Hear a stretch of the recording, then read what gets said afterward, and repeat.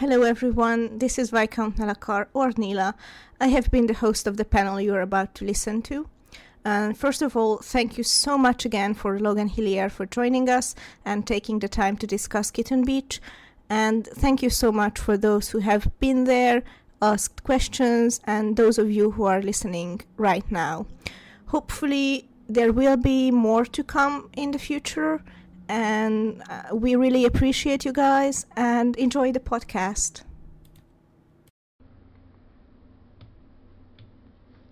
Hello and welcome everyone.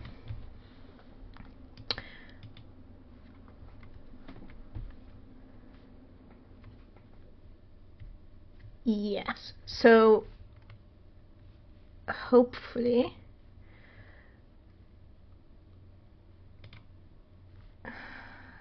I will be able to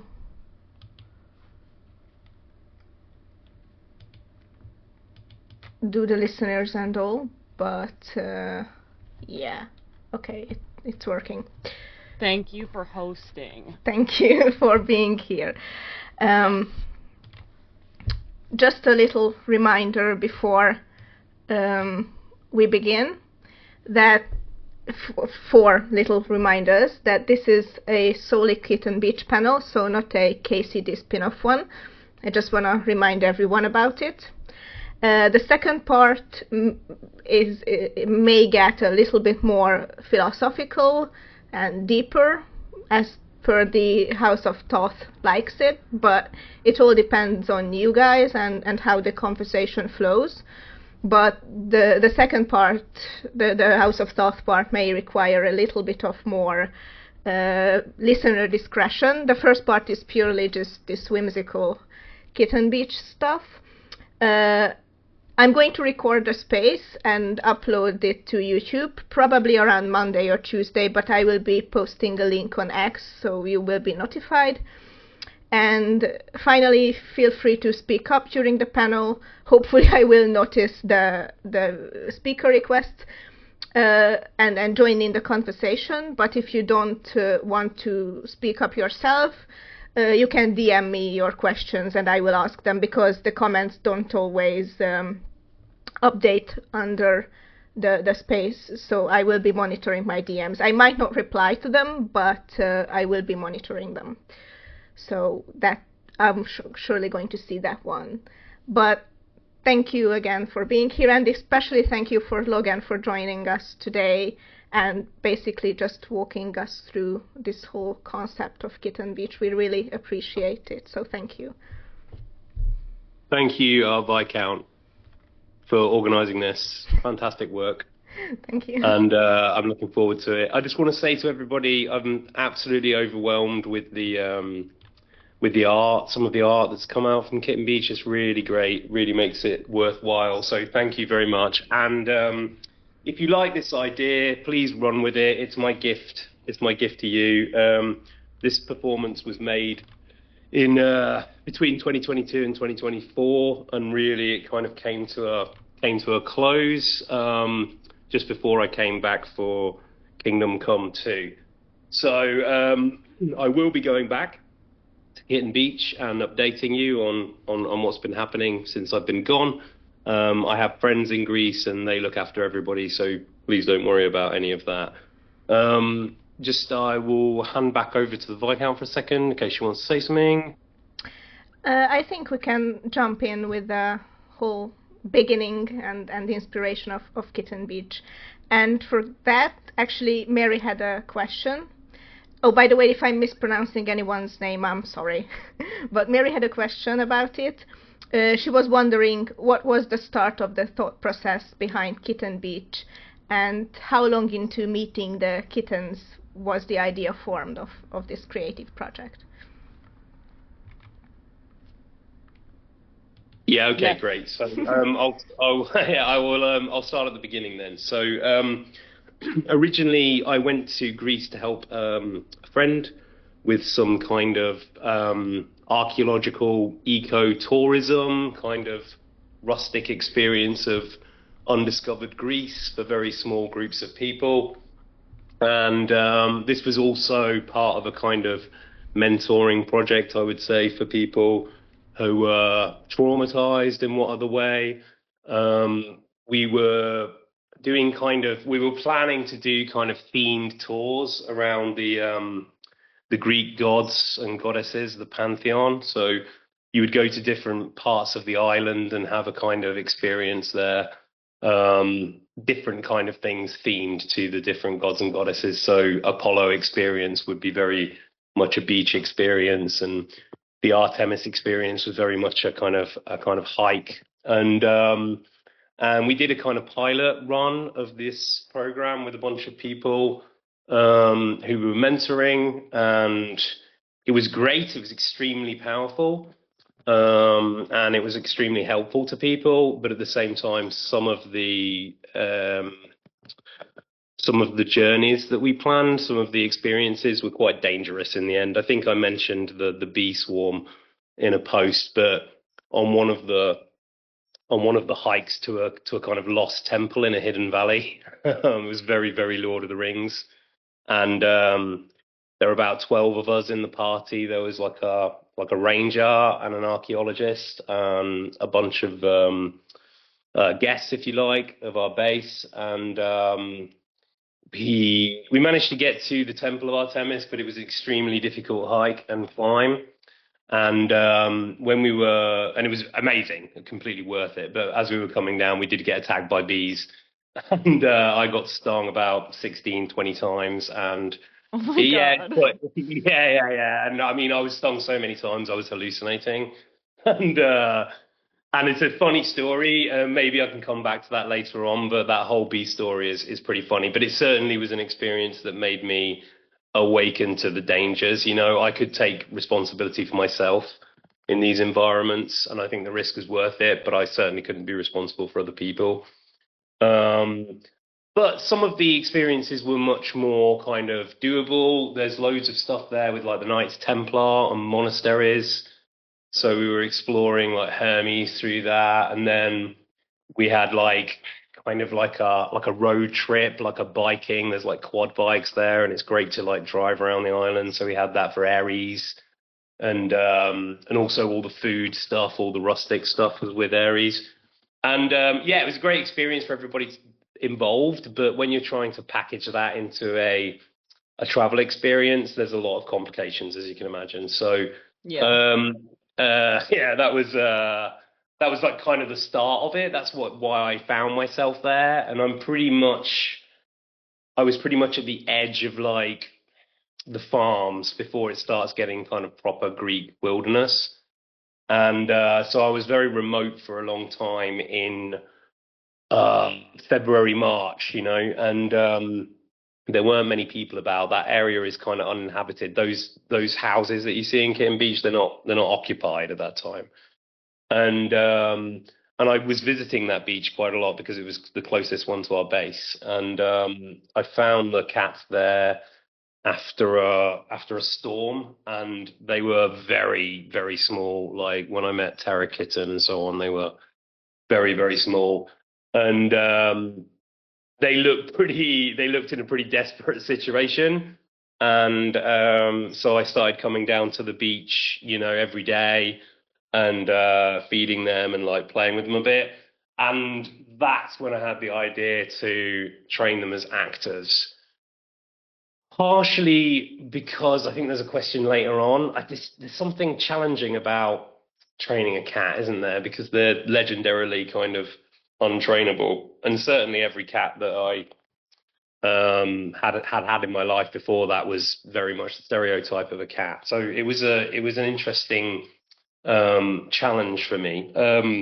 Also, something I should probably mention is that I have a background in environmental science education, and I've done a lot of work in that area, and for the Department of the Environment. So I'd sat on a lot of panel discussions, a bit like this, with like quite prestigious people from the Prague scene, like people in the government and editors of Respect magazine and so on over the years in my college. And I'd become, especially around like 2017, I think, I started getting a bit worried about the state of environmentalism. I thought that it was kind of losing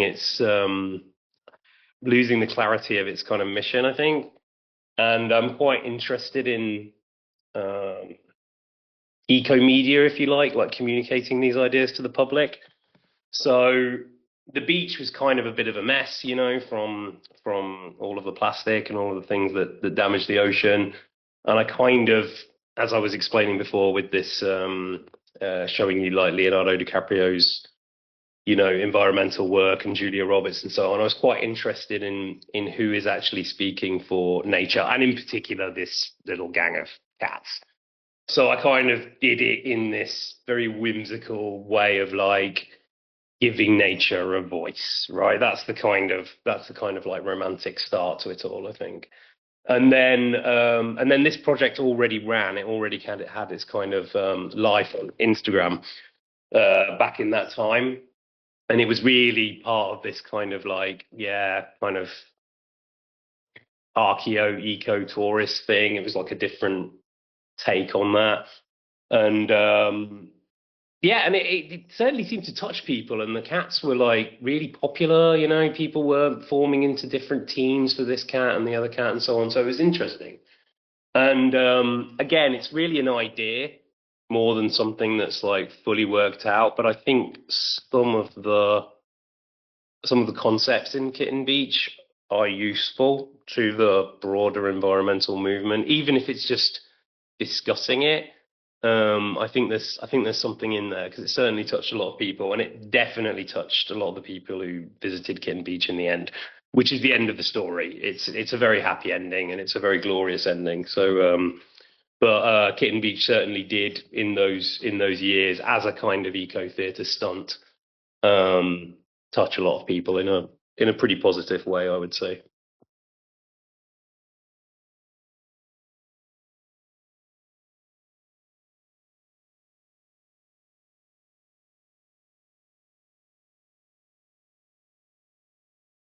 Yeah, this is a very good question. This comes back to this kind of idea of eco media. How are you going to reach out to people and communicate with them about the state of things in nature? You know, you can do it in a documentary, but everything was kind of flooded with that. And all of the documentaries were pretty doomy. You know, it's all very doomy and all very fatalistic, I found.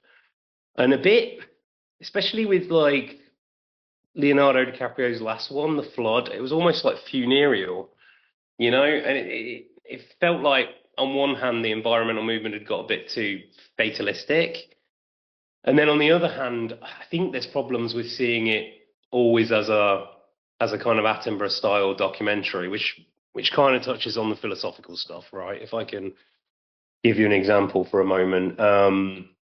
You know, you see loads and loads of fish that are swimming in the ocean in a wildlife documentary, and a shark is after them, and the shark gets them, and you kind of like watch, and maybe you're a bit horrified. But if I call one of the fish like Bob or something, like, look, Bob, look, there he is, then suddenly there's an emotional change.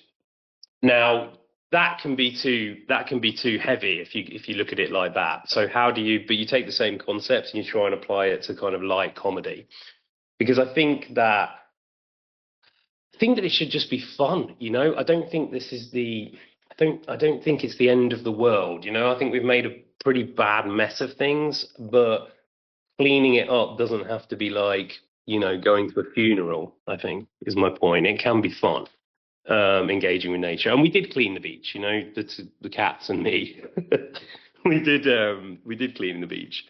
And a lot of people helped, so it was a really nice experience, and people do that around the world, and I don't think enough light gets shone on this kind of environmental experience. It all, to me, I mean, maybe your experience is different, but I think in the mainstream it all comes across as a bit doomy. So that's why light comedy, and the other reason is it's Greece, and Greece is like in a permanent kind of like, well, that part of Greece anyway is in like a permanent kind of like Mamma Mia kind of like light comedy pastoral anyway, which is great. So that's kind of the vibe, you know, in Greece anyway.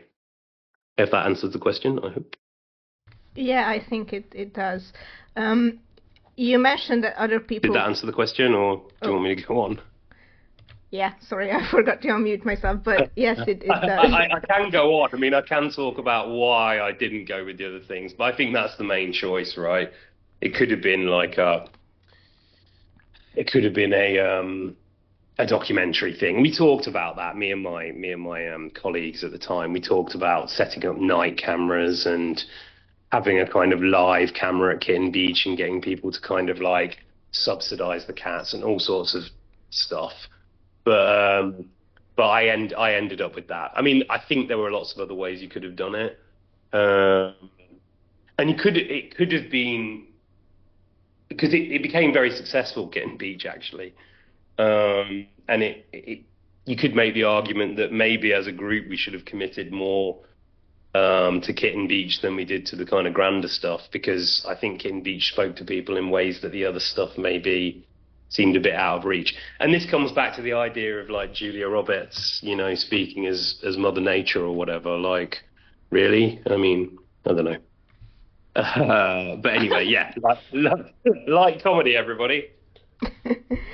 And you mentioned that other people worked or with you on this project. How much were they involved in, or is this something you can talk about, or how much? Yeah, I can talk about it. No, I can absolutely talk about my colleagues. Yeah, so the master of roads, if you will, is my friend from university, Panos, and we've been friends for a very long time, and we always kind of like are generally like politically in line with each other. And he was a really, really fun guy, and he wanted to do this experiment because it's this part of roads that I kind of flagged up in the maps, which is the southwest side, like Monolithos down, is like pretty amazing and really kind of not being explored much at the moment. It's kind of the most forgotten bit of roads, but it's also, because of that, the most mysterious bit. So it was really that those experiences that we had planned for people and that we tried out were mainly focused in that area as a kind of as a project. But then my sister came out to stay for a long time with me and work on it, and various friends came and visited and worked a bit, and then a bunch of actors came from Prague to do the filming and the experiences. So various people from my group kind of came and had some experiences there as well. So all in all, there was probably about 10 people and some families kind of thing involved. And then along the way, of course, we made friends, and when people came to stay in the Kitten Beach Motel and Foot Spa, they kind of came down to Kitten Beach, of course, and then they joined in the story with the cats. And but maybe that's a question for later on. That's really about the story of Kitten Beach versus the stories we make about Kitten Beach, I think. We also have a question from none other than not Kira, and he wants not Kira. He wants to know if you were sober while making the lore for Kitten Beach. Well, this is Greece, you know. Well, look, everyone has quite a lot of fun in Greece, and things are lighter there, and obviously people are still suffering in Greece and so on, you know, like they are around the world, but they have a great attitude as a nation, I would say. And yeah, Dionysus was involved, of course. I don't want to go too much in detail about that, but you got to get the creative juices flowing, you know. And how long did the filming take, or how much time did you spend with the cats themselves? Oh, quite a long time. Quite a long time, yeah. Like on and off, because I was in Greece, then I was here, and in Greece again, and kind of like back and forth. And yeah, like it's probably best part of a year, but kind of spread out. So we spent a long time together, maybe more than that, year and a half maybe, spread out. But I mean, but in terms of like the friendship, if you're talking about that, like how quickly that kind of took to happen, I would say a matter of weeks. Um, and we were in similar positions actually. You know, like as I said, I was a bit remote and a bit isolated at that point, and those cats were in the same position. So we kind of like, I don't know what you call that, but when you make friends, you know, during a kind of traumatic experience, that's how it happened. And yeah. Misomaniac also had a question about who was the first of the cats to join you. Terra Kitten. Yeah. And Terra Kitten's made an amazing cat, right? Like Terra Kitten's like top tier. Well, they're all top tier to be honest. But Terra Kitten was the first one that came up and just like literally started attacking me. Like he was so hungry, he was gonna eat me. And I was like, okay, gotta get you some food. And Terra Kitten was like very like tactile like early on, but also kind of feral. So she couldn't like kind of stop herself from like scratching and biting and this kind of thing. But yeah, again, Terra Kitten's a excellent cat. So yeah, number one, DK, and then after that, I don't know.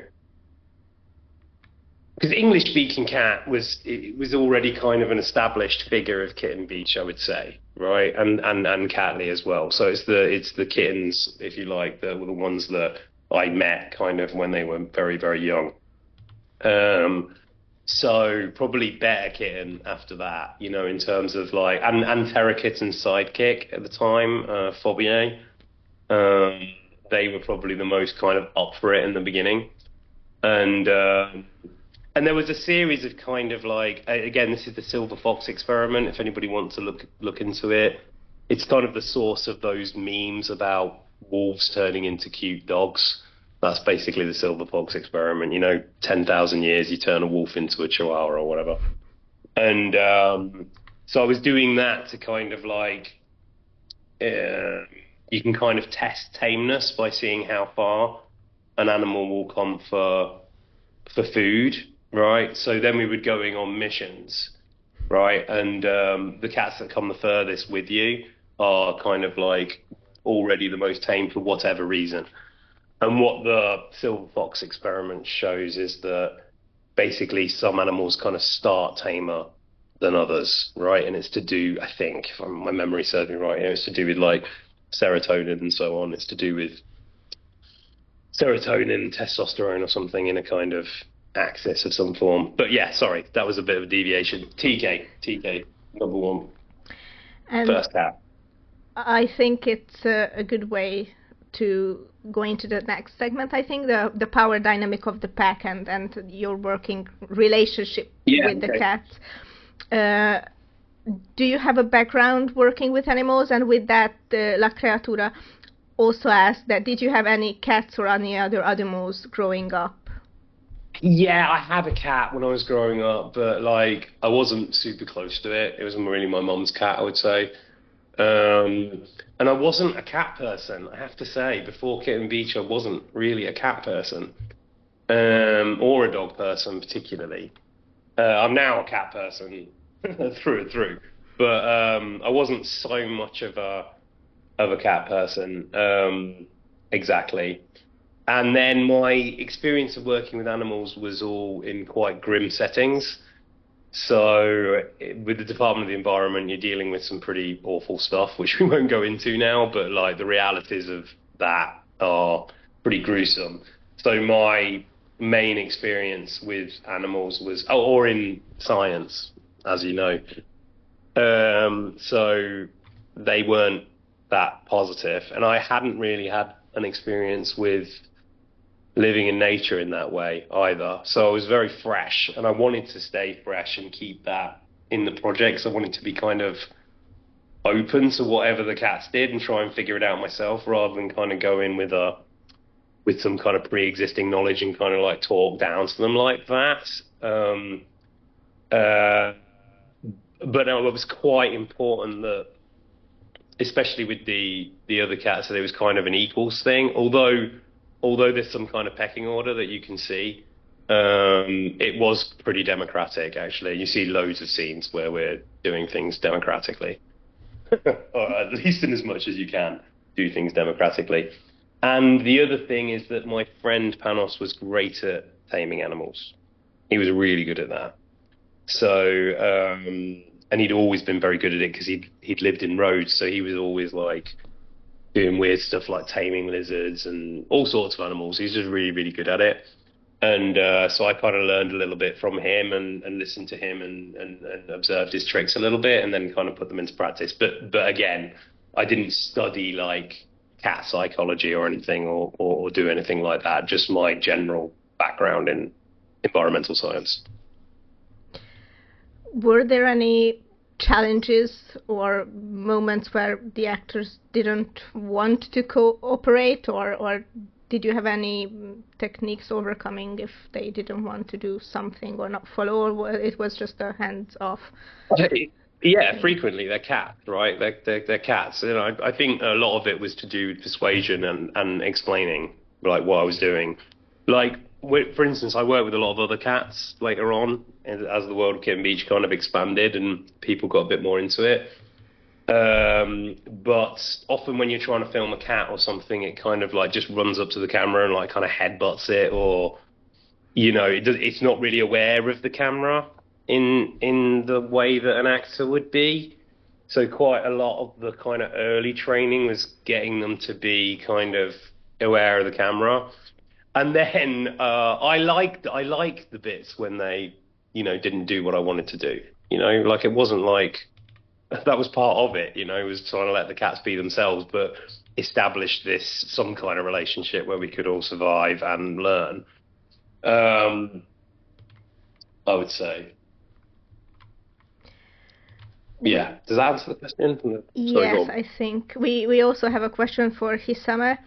She asked if any member of the Kitten Beach ever fight you on something, or did they respect your highness?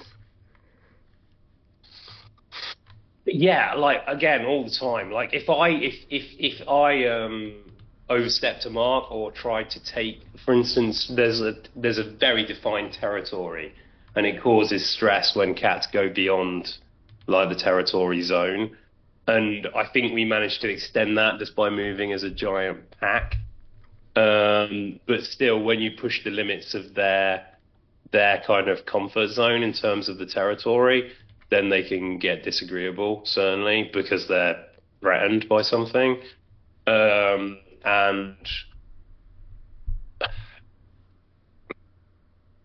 I'd say largely English-speaking cat was agreeable, and Catley was agreeable.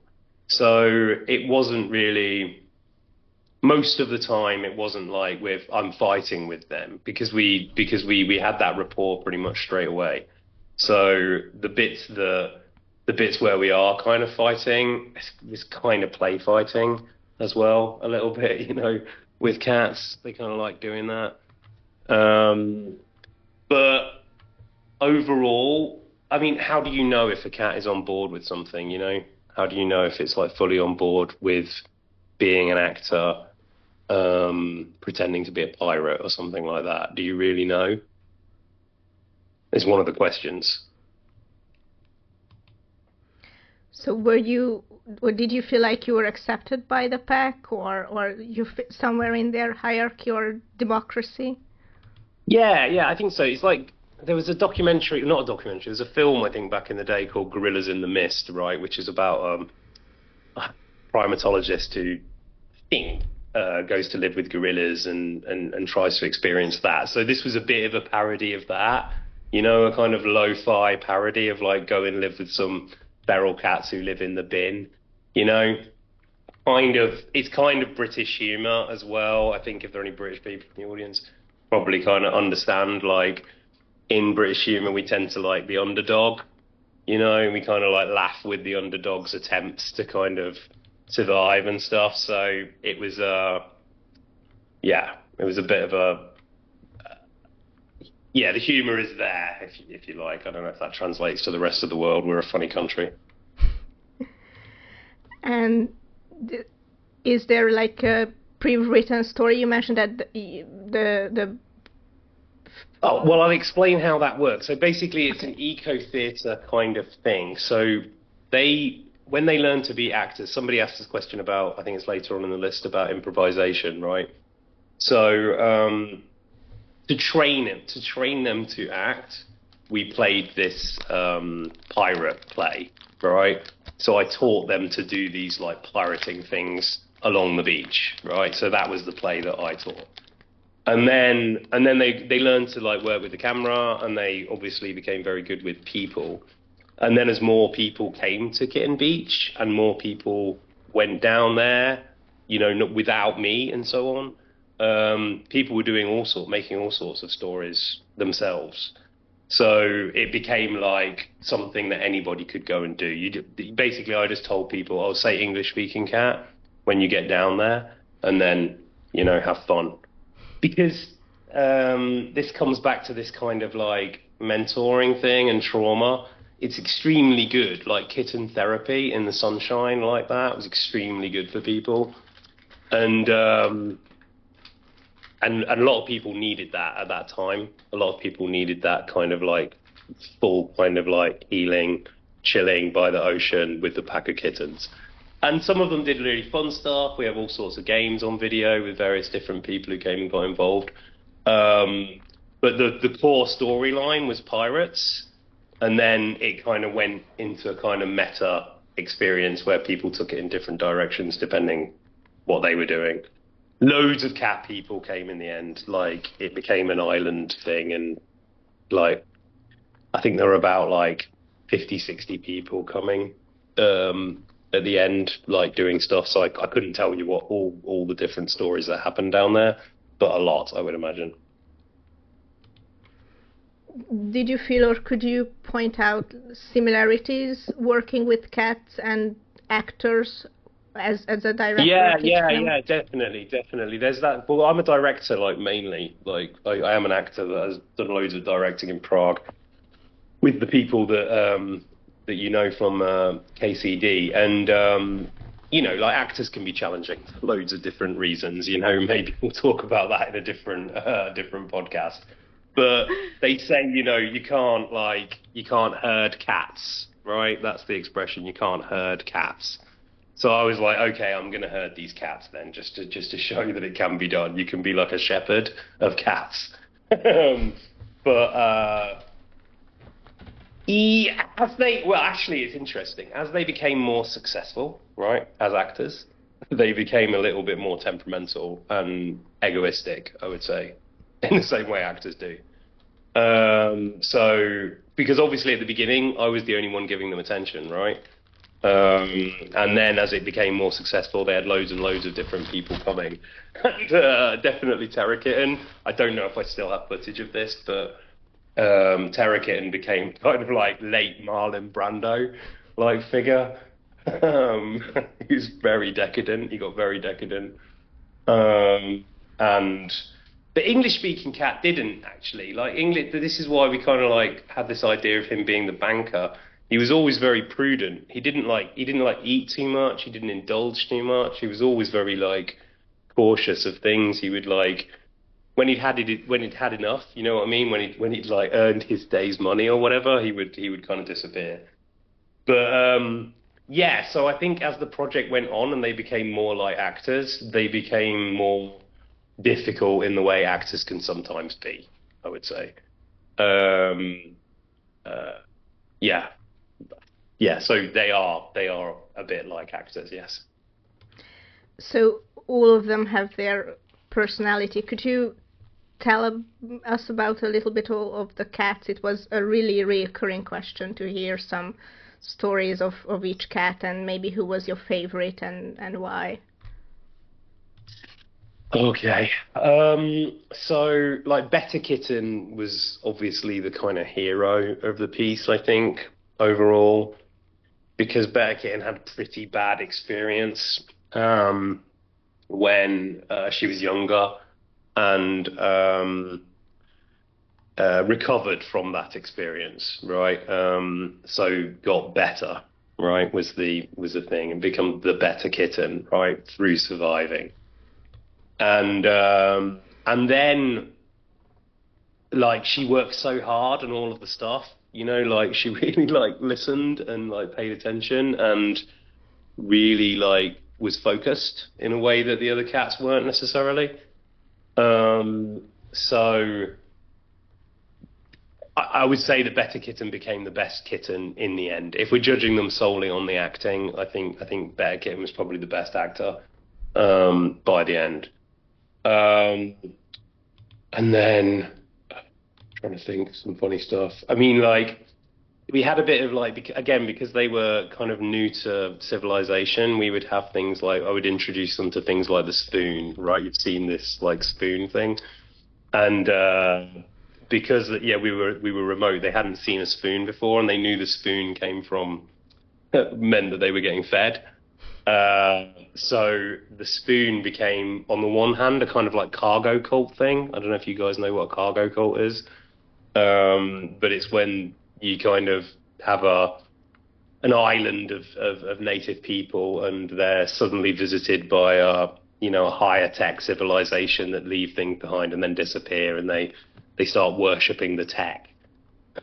So the cat started like worshipping the spoon. The spoon. They did worship the spoon. There's bits of like follow the spoon, and that was pretty funny.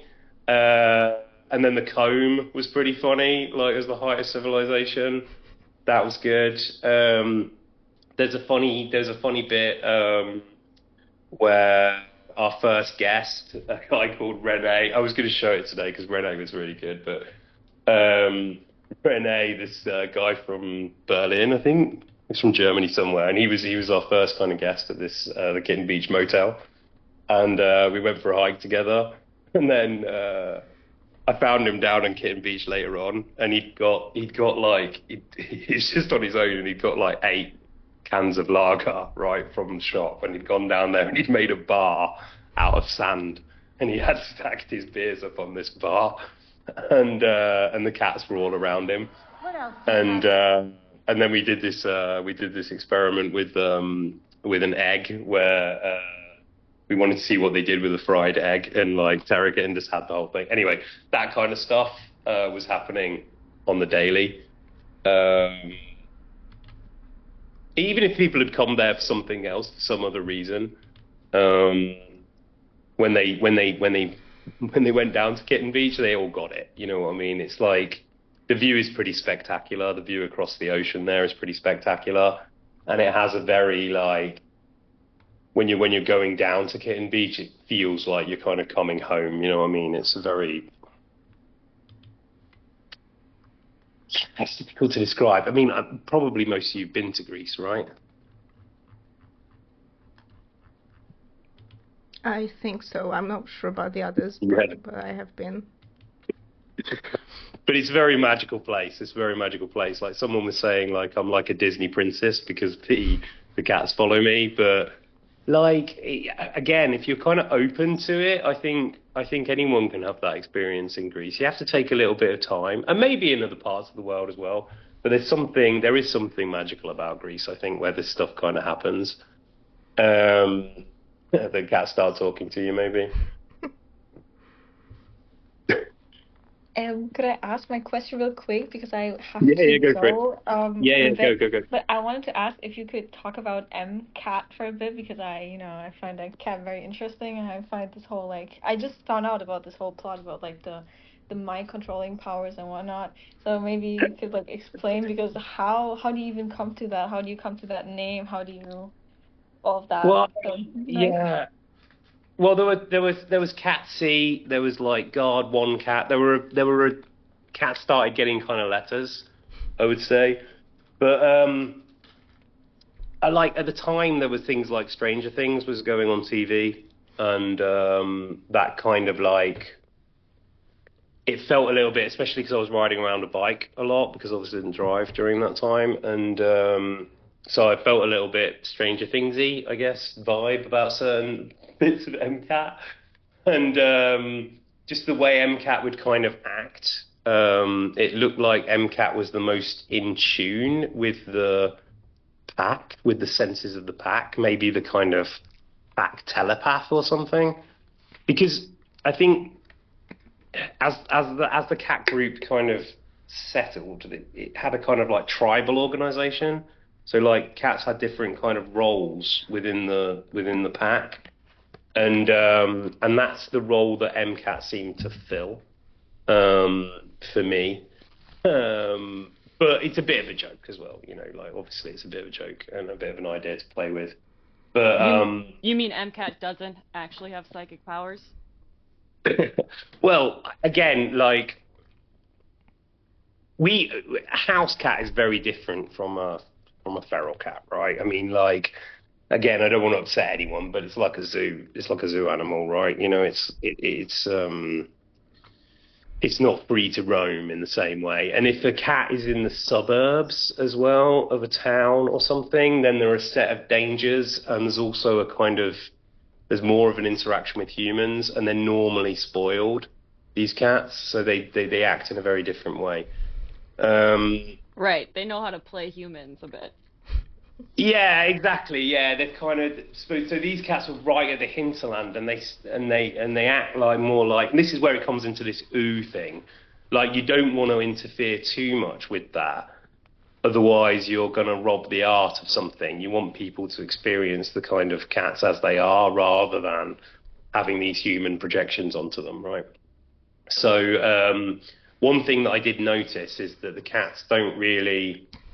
They communicate a lot by looking at each other, right? And they don't make as much sound as I thought they were going to make, right? They're quite quiet, and there seem to be, and maybe that's like, you know, probably again because I didn't study it too much because I wanted to be fresh to it.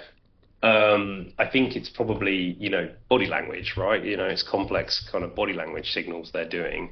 That's what they're communicating with each other. But that means that if that's the kind of base level of communication that's going on, then there are going to be some cats that are better at it than other cats. And I would say that MCAT was one of the better cats at doing this kind of silent communication, let's call it that. But again, it depends how into kind of like Gaia theory and all kind of more kind of like abstract kind of like biological stuff, but is there some kind of shared consciousness in like a flock of birds? Is there some kind of shared consciousness in a flock of fish? I think we would say yes somehow, right? We would probably say yes. And then I think that when the cats kind of get into a pack like this, that maybe something like that is going on. But again, that's quite fringy kind of biology, that kind of stuff. But I think it's very interesting. But so it was on my mind, but I don't have any proof. You know, I wasn't there as a scientist per se. Thank you very much. No problem. I'm so sorry for interrupting, but I have to ask one more question, and then I'm gone. I'm leaving after this question. After I No worries. What was English-speaking cat's first English word? That's the question I got from a friend, so I'm just supposed to ask. Yeah, I mean, English-speaking cat largely said yes or no, I would say. But the thing about English-speaking cat, there's a reason why it was called English-speaking cat, okay? Part of the character of Kitten Beach is this kind of Dr. Dolittle type thing, right? There's like some of that going on there. And so part of the conceit was that Kitten Beach can understand English-speaking cat, even though the audience can't, right? But what was interesting about English-speaking cat, because again, when cats start talking to you, and maybe I'll show some other videos later on, but they can sometimes just meow at you, or they're not. It doesn't sound like they're trying to imitate English, or that they know what a sentence is or what a word is. But there's lots of videos where English-speaking cat kind of takes the stage, like English-speaking cat is given the stage, and then listens, waits a moment, and responds with a meow. So it felt very much like either English-speaking cats picked that up somewhere, or, well, yeah, that was what the essence of the character came from, is that English-speaking cat appeared to be listening, answering, and seemed to know what a word was. Again, I can't prove this, but seemed to know what a word was. But then I've heard other cats that people have had. My sister's cat, for instance, I was staying in her place one night, and her partner was called Adam, and I swear the cat could meow Adam, like it was quite creepy, listening to it be like Adam, Adam. It's very strange. Just so in the middle of night. Yeah. I think it's a bit like parrots, isn't it, or anything. I think given enough time, and maybe it's the specific. Well, yeah, maybe this is a situational thing, but also the type of cat and so on, but and the intelligence of the cat, perhaps, I don't know. But English-speaking cats seem to have the most understanding of human language to me, and I think probably a cat specialist would agree, but I don't know. But at the end, like MCAT was quacking pretty well, I would say. Like MCAT got very chatty.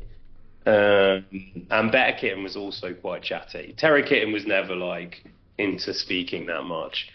But those three, I would say, got kind of good, at least appearing like they were communicating, right? And this comes into that connection that we have with animals, like cats or bears or dogs or something. The more human it appears to be to you, the more useful it is to that animal, because it's going to get treats, so there's an evolutionary pressure on the animal to be cute as it gets closer to humans. But that cuteness comes from the ability for us to project ourselves onto the animal. So it's a weird kind of like symbiosis, right? Because if you spend time, it's like dogs and dog owners, right? Like, does the person pick the dog because it's like them, or do they become more like each other? I don't know. I'm not a dog person, but I think you know what I'm talking about, right? Yeah, like dogs looking like their owners. Like yeah, exactly. In reverse. Which is first kind of thing. Yeah, and because I had so many cats, in the end, I kind of like ended up kind of like being that kind of merged, the character anyway, kind of like, merging the spirit of all the cats, like some kind of weird Go-Go-Tron kind of thing. I'm not a specialist, but I can confirm that cats do understand like simple words. I mean, at least mine, because he was taught to give a paw and sit down, mostly for treats. Like, he only does it for treats, but he does understand small words. Yeah, it's really, and it's great that's the thing, I wanted to bring some of the joy back to this, because it's great fun. Like, and I think that there's a little bit too much risk aversion in certain areas with this, that kind of make it a bit too negative, because they're a bit too risk averse on that front. And again, I mean, like, I don't want to get too much into the environmental stuff until later, but like, obviously the cats do have an impact on the environment, and there is a kind of neutering program that goes on in the island. And if you look at Catlimar, you can see there's a triangle cut in the ear, which kind of shows that they've been neutered. But again, it's so much fun. You think about this, who is speaking for these poor little forgotten feral cats? It's the same thing as if you're going to speak for a group of poor forgotten people, human people on the planet, right? And I mean, but again, we can come back to this later, because then you could argue, okay, let's give English-speaking cat a voice, right? Let's teach this cat to act, and then maybe it can speak for itself. Maybe it can say, "Hey, clean up my beach," or "Hey, you can protect my habitat," or something like that, right? But the reality is that a cat is a cat, right? And the cats also have egos, and that's when it comes back to what extent is a man like a cat, or a cat like a man, right? And or any part of nature, right? I mean, I think a certain group of environmentalists hold nature up perhaps too high, because when you boil it down, nature is full of cute things, but these cute things are often killing each other, pretty ruthlessly. So I think maybe a bit like we had Holy Theatre, if any of you are into theatre, it's like Holy Theatre was a phase that theatre went through. Maybe that's kind of like holy environmentalism, and I think it's probably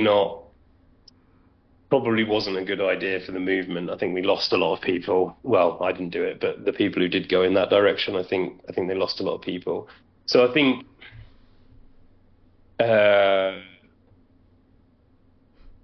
think you've got to be willing to take risks and you've got to be willing to have fun. Otherwise, there's no point even trying to engage with this, because it's just going to look like a chore to people. It's just going to look horrible to people and depress people. And when you do that, then people tune out, right? If you're just going to go on and on about how bad everything is, rather than injecting a little bit of hope and positivity into it. Yeah, I really appreciate, it feels like a nice, starting point for people to, get interested in, these topics. And, just actually, delve deeper into them. Yeah, and again, it gets tricky, it gets complicated, but we can't live in a fantasy land about things. I understand people need to know about, watch documentaries like Seaspiracy or something to learn about how, brutal things are, especially if they're far removed from that. I do agree with that realism, right? You have to have a base of realism about the situation that we're in. But at the same time, you've still got to communicate the idea to the public. Otherwise, you're going to have no impact, right? So yeah, there's got to be balance. Yeah, and again, I don't want to annoy anybody in the audience, because I know some of you have strong opinions about this, but there are certain environmental movements, I won't name names, but they make it all look bad. They make it all look kind of idiotic, right? It's not. It's kind of angry, kind of vengeful, kind of environmentalism, and it's just not the way to do it. You've got to kind of win hearts and minds, right? And so Kitten Beach is an attempt to do that, and it can be criticised. Of course, it can be criticised. It exists as a criticism of other things, and it can be criticised probably usefully, right? But I think we've got to solve that problem, because at the moment I think it's. Do people see where I'm coming from on this, or am I being a bit too off the wall? I don't know how many of you actually read the brief on this. Sorry, go on. Yeah, no, I mean, it makes sense to me, but I can't speak for everyone. Okay, it does make sense for me too, but I don't want to speak instead of the others. Okay, so we'll dig into this now, and then we'll come back to the story. But if you're kind of assuming the voice of God, right, as Julia Roberts and George Clooney and some other notables did when they chose to speak for the ocean or speak for nature in these very high-handed, kind of didactic, kind of condescending almost environmental lectures, and then they go to their super yacht, it's not going to work. They can't have Taylor Swift, can't have a carbon footprint the size of Uganda and then tell me that I should recycle plastic. It just doesn't work. They're not the right advocates for it, because they're too polluting in themselves. And again, anybody who wants to speak for the environment, and this is why Greta Thunberg earned my respect when she sailed to America. That's it. That's the right level of commitment. Rather than in a sailboat, using wind power rather than flying in a plane. Whereas you've got the kind of glitterati, if you like, of celebrities flying around the world in private jets to be at climate conferences. It's just ridiculous. If you really believe in this, then do a Zoom call, right? All you guys have got lovely houses anyway. Why do you need to go to another country and meet? Why don't you just do a Zoom call on this? Right. It feels more like PR than anything else.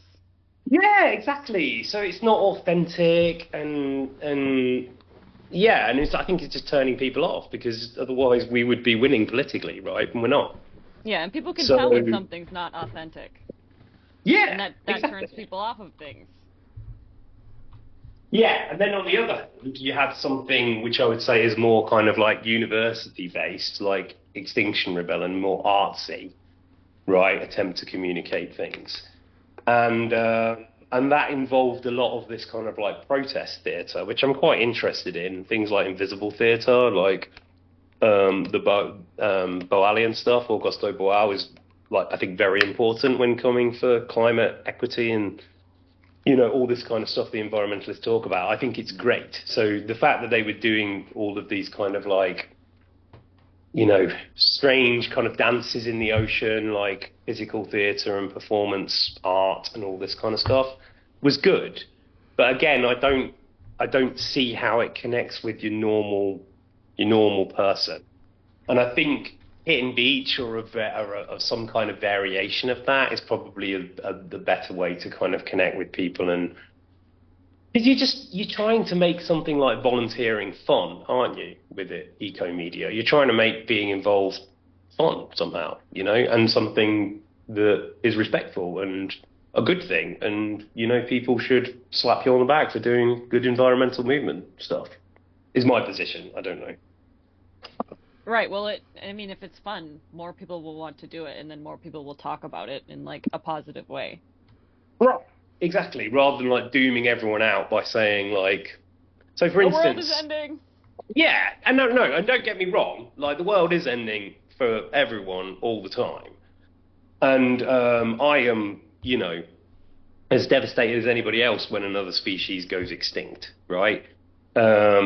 It's terrible, but at the same time, you can't stop the climate changing at the moment. We've put too much carbon dioxide up there. It's going to take a long time to bring it down, and realists in this area are about mitigation, right? We really need to like kind of limit impacts as opposed to you can't stop it now. It's like too much is in motion kind of thing. But we can like try to protect habitats and we can try and protect species from it as much as we can. But some things are going to happen now. And then moving away from climate for a second, because I think climate is really important. Don't get me wrong, but it's not as visible to the public in the same way as pollution is. And somehow I think that I don't know. I think when you mine a mountain, right, or something, you like basically dynamite the entire mountain and like strip mine the raw minerals, or when you kind of like drill into these like oil sands in Canada and stuff, the devastation is just insane. It's just absolutely insane. And that is really visual. It's really visual. But I think when the argument kind of moved too much onto carbon dioxide, again, I don't have a problem with that, but it's not as easy to communicate to the public as something like open cast mining for lithium. You know what I mean? Then you're gonna look at some proper environmental devastation, or an oil slick, like covering birds in the Arctic or whatever. That. Back to the cute animals. Yeah, exactly. Yeah, thank you. Anyway. But I think cute animals. Damn you, House Froth. I think cute animals is a great way to grab people's attention, because everybody loves cute animals. I think it's a great gateway into the whole movement or the whole concept. Yeah, well, but should the cute animal be humanized? This is the question that kind of the OO brings in. Like, should I have like a, if we're trying to save the forest, right? Is the best way to communicate with the public a cartoon bear, right? Who speaks to you as a human? Is that fair on the bear? Is that fair on the park? Is it patronizing in itself to have like a cartoon bear lecture you in like a kiddie way? Like, I don't know. So I think maybe those kids will look at the bear and be like, maybe I do want to care about this stuff, and grow up to be that kind of adult. Yeah, again, and I wouldn't say don't do that for like in children's TV and stuff. Like, I think you definitely should personally, but but just when we're trying to deal with it as kind of adults in this environment, I think sometimes man speaks for nature can be a little bit hubristic, and I think you have to find ways to like somehow let nature speak for itself a little bit, even if you don't like the answer. And I think that's one of the more challenging things when you look at these other kind of environmental movements, is that they want to speak for the nature as the way they see it, and maybe nature is not as nice as that, right? So anyway, back to cute animals. Ask me another question about the cats, guys. We did have a question from La Creatura again, that if you could talk more about Sleepy Joe and Sleepy Tim, because their stories are really interesting. Sleepy Joe is an extremely popular cat in the first run and with the people who came to visit Kitten Beach. So there was Team Sleepy Joe, I believe, and Sleepy Joe was one of the more feral of cats of the group, but still hung with everybody. And it took the longest time to get Sleepy Joe to kind of, like, to stroke Sleepy Joe, for instance. It took the longest time. And, other than Sleepy Tim. Sleepy Tim was even more kind of feral than that. And Sleepy Tim is always hanging right at the back normally, and every time we would move as a pack, right? But you want someone, it's like a pack of wolves, right? I know you guys like wolves. So you have different positions in the wolf pack, right? The different cats seem to fit in those positions. So you want someone kind of guarding the back, which Sleepy Tim did. But once there was this one day, it was really, really hot, and I wanted to go to the next beach along, and I wanted to kind of like just do a little bit of meditation there. It's not Kitten Beach, but kind of the next beach. And so I kind of asked the cats if anybody, wanted to come with me, and like no one did because it was so hot. Everyone was like, "Nah, I'm staying here." And I was like, "All right." And I was walking along, and I looked behind me, and it was Sleepy Tim, and it was absolutely roasting in the heat. Right, and Sleepy Tim's obviously a black cat as well, so there was like loads of like extra energy being absorbed.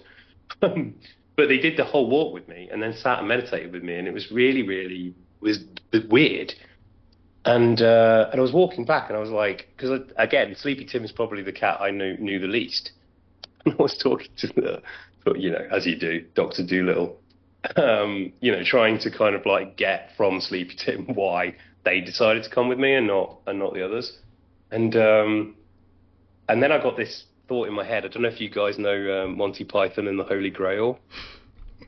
Can I assume that knowledge? Everyone, I assume KCD. I think the KCD community does know. To some extent. Yeah. So you remember that bit in Holy Grail where they meet the wizard before they meet the rabbit, right? The rabbit of Castle. They meet this enchanter, and he does all these like fireballs and like casts all these spells, and King Arthur goes like, "What manner of man are you that can summon fire without flint or metal?" And he goes, "I am an enchanter." And then they go, "By what name are you known, O great enchanter?" And he goes, "Some call me Tim." So Tim was the most up for meditation, it seemed, which was pretty cool. I'm trying to think of stuff. Sleepy Joe, when we used to eat meat, which you may have seen in these videos, but if we had a kind of like barbecue or something down there, because it wasn't just like me going down in the day, like, playing with them and training them and stuff, but we would have like people come down in the evening and have barbecues there and stuff, and they would get food from that and stuff. They would like hang out with us. But one time we had this barbecue on the go, and there was meat on it, and obviously some of the other cats hadn't ever seen a barbecue, right? So this is back to the kind of cargo cult thing. And M-Cat literally like jumped from the ground straight onto the barbecue. Oh my gosh, that's so funny. And then jumped immediately off, but it was so funny to try and get the meat and just like, yeah. Yeah, but Sleepy Joe would always get this like kind of I don't know, just stick his head right into whatever meat we were eating, like not just rub his entire face and the top of his head in it until he was covered in like meat juices. I don't know why I did this. And then the other cats would kind of like lick him clean like a kebab.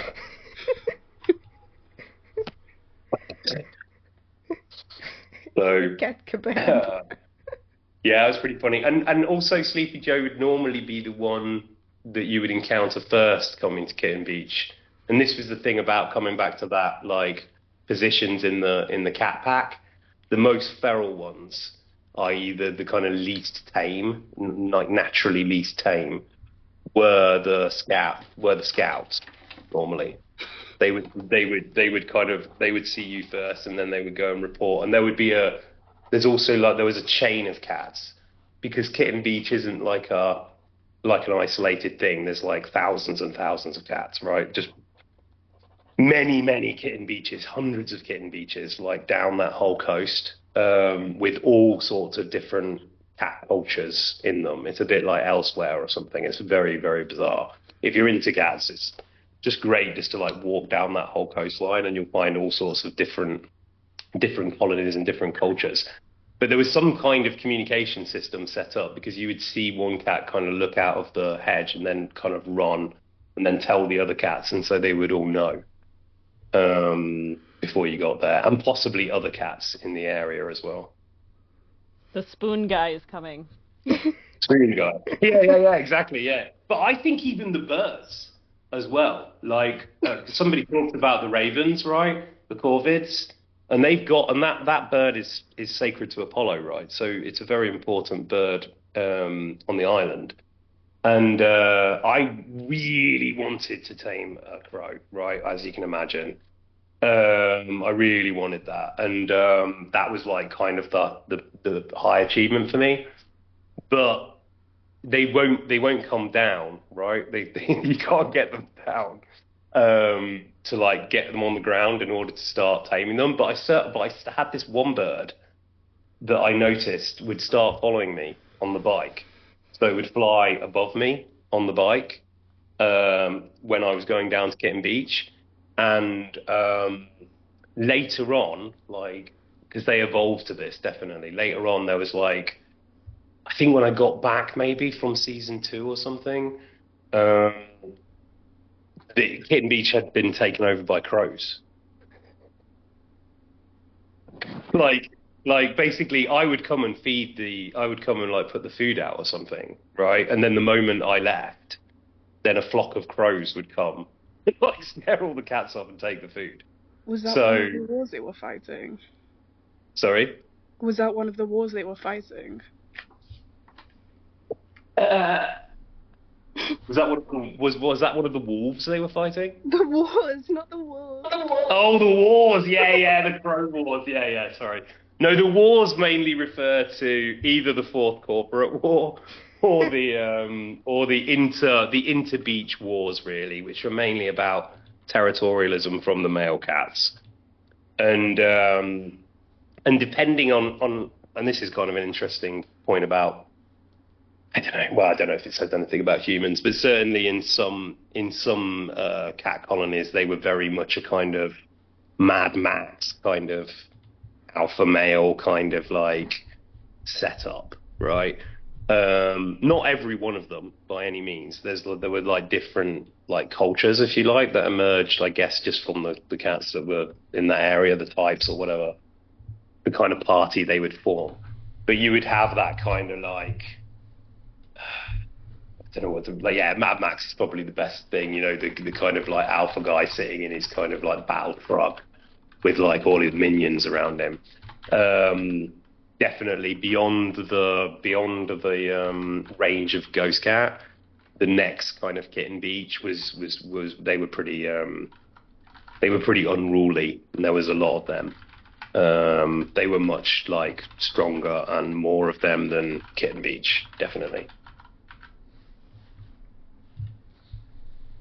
And then you've got all the kind of like cats that exist with the humans as well, because obviously there's like a village, you know, not so far away, but enough distance away, and then you've got all the politics of the cats in the villages as well, and they have very, very different lives to the ones on the beach. The Kitten Beach they had a very, very good deal. Like that was an extremely nice nice life and nice setup they had there. And the Nepo cats. Sorry? The Nepo cats. Yeah, kind of, yeah. And also very democratic. And that's partially down to Cali, an English-speaking cat, I would say. Like, it was really... And you can see that vibe in the gang, actually. And I think that would have been there anyway without me, maybe, if they'd survived that time. But that probably wasn't certain. Knowing the reality of that area, that probably wasn't certain. But like, so I don't know how much of a role I had in making it more of a democracy. But that was kind of the angle I wanted to explore with it, again, if that's possible, you know. Is it alright if I ask about the origin of the rest of the names? Like, yeah, go for it. Yeah, go for it. No problem. I don't know, I'm very direct, but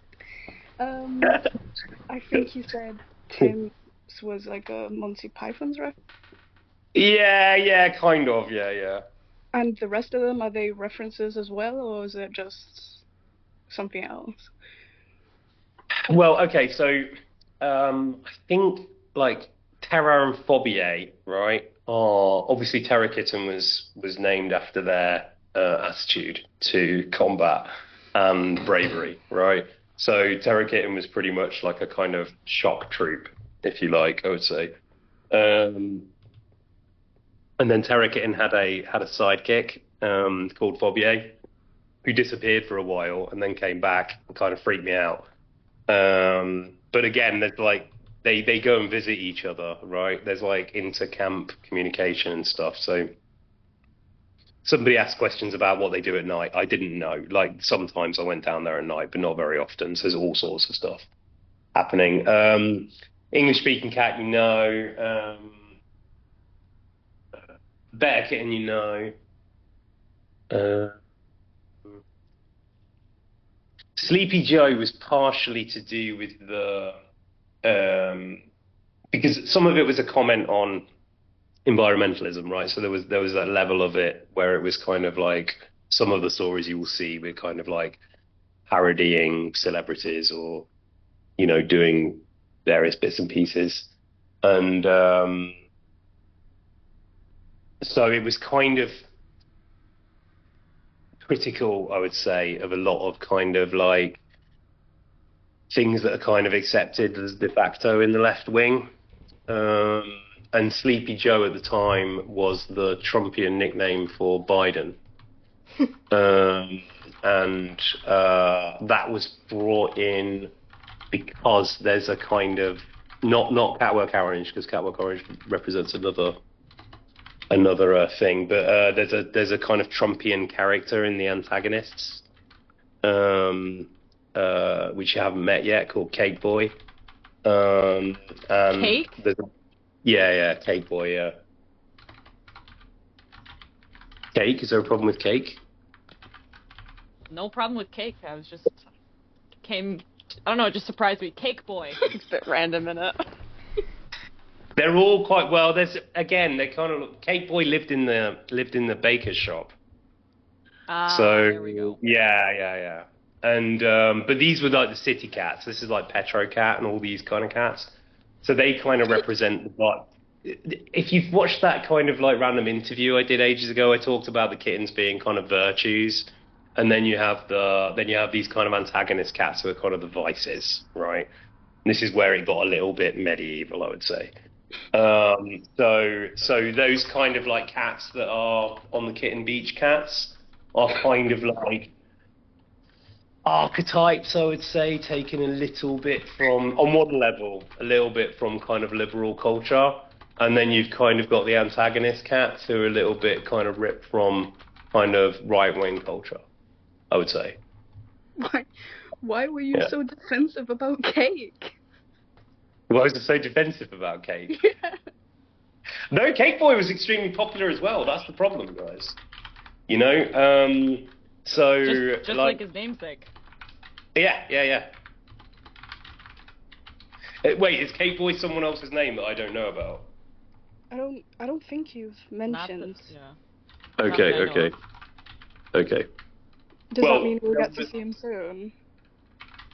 Yeah, maybe. But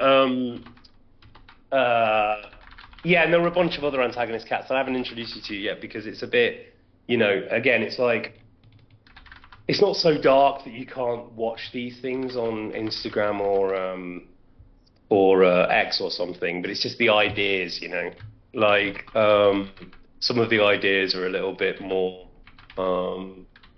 testing, I would say. So I've not chosen to show that yet, but I probably will at some point. I'm sure you'll meet them at some point on some platform. I will reveal them all. But yeah, so the cats at Kitten Beach are kind of like, the names are kind of taken from all sorts of things from popular culture, but yeah, kind of like a parody of kind of liberal environmentalism at that point. I am really curious about Clockwork Orange, because Clockwork Orange is one of my favorite movies, and how does he or she relate to the movie, or why was he named that?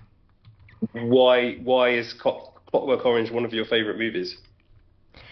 It speaks to me as a criminal lawyer. It really makes me think about crime and punishment and what we deal out, how we treat criminals in a different light than most popular media. And I think we watched it in the philosophy class in university. Oh, really? Yeah, and it really made me think about criminal law in a different sense. So that's why I'm really interested in Clockwork Orange as well.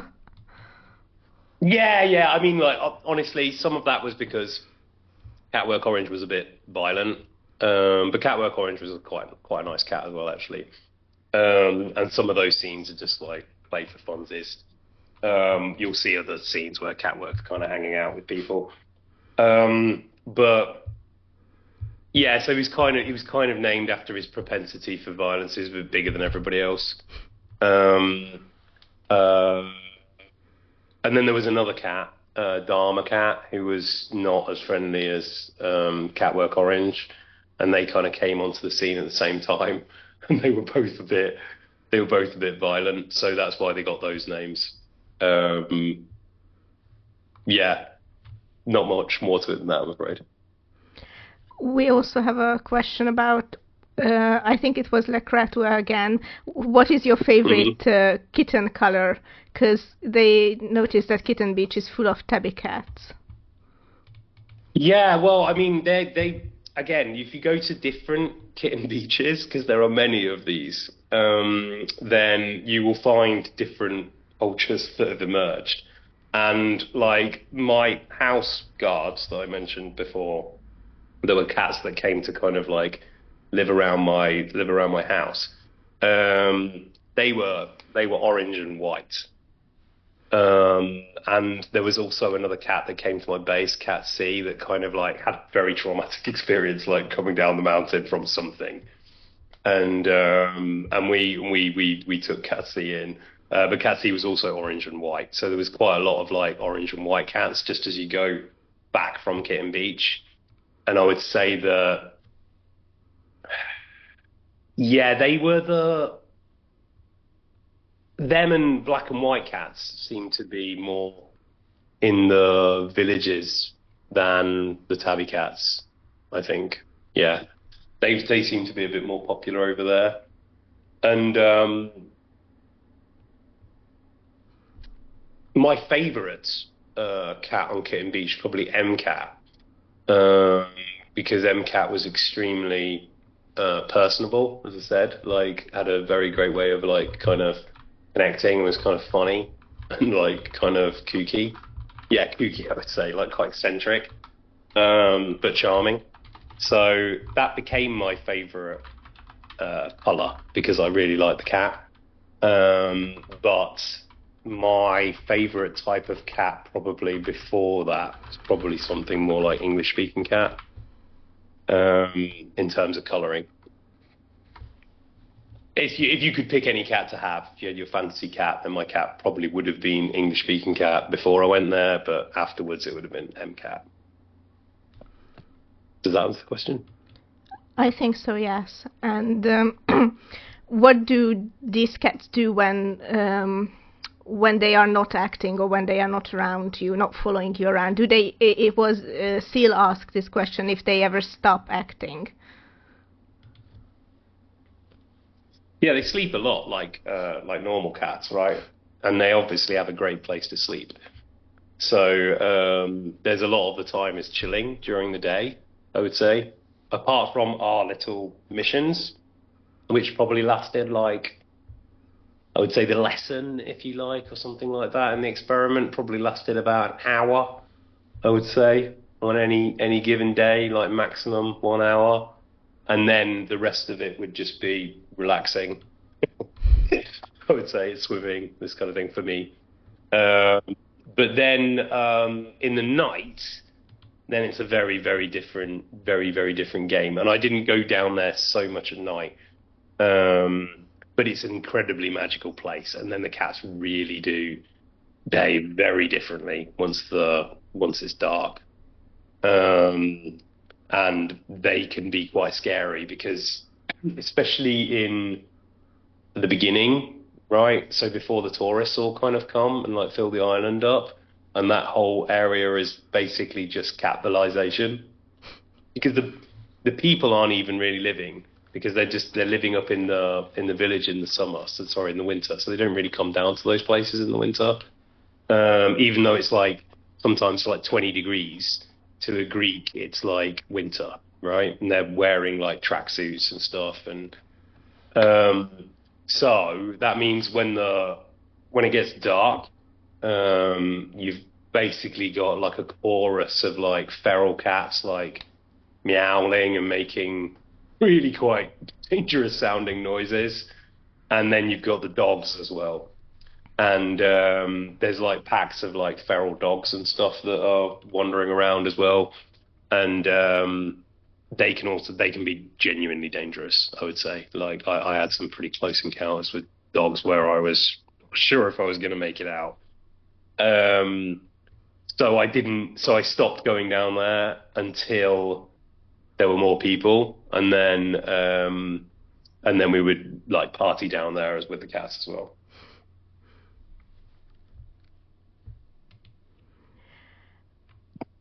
And Seal also asked, since in your videos they are always following you around, are they free-ranging through the whole island, or do they stick to their territory? Do they ever cross the other cats or cat colonies' territory? There's a funny story. So I mean, I need to probably draw a map, but like basically next to Kitten Beach is another beach, and then back from that beach, there is a kind of old abandoned but very, very nice villa.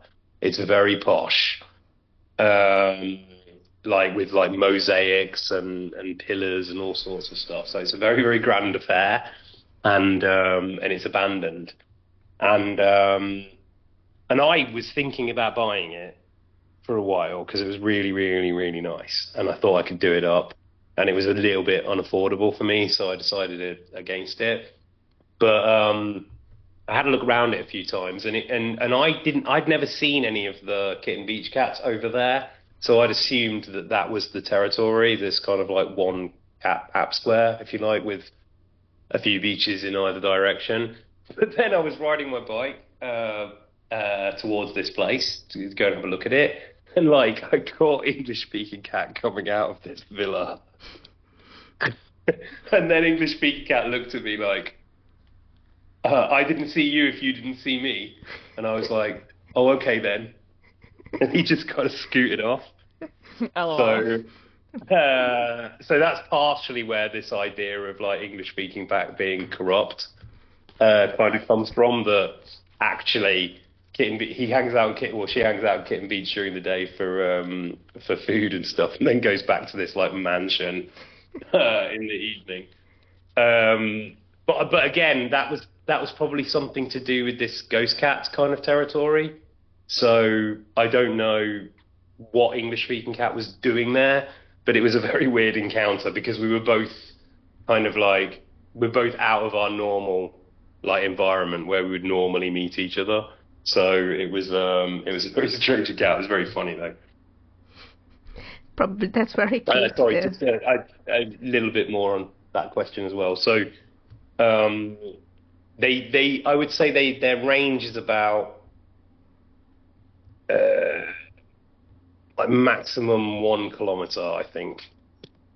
I did with them along the beaches, and then inland it's like maximum like 500 meters, and then they start freaking out during the day anyway.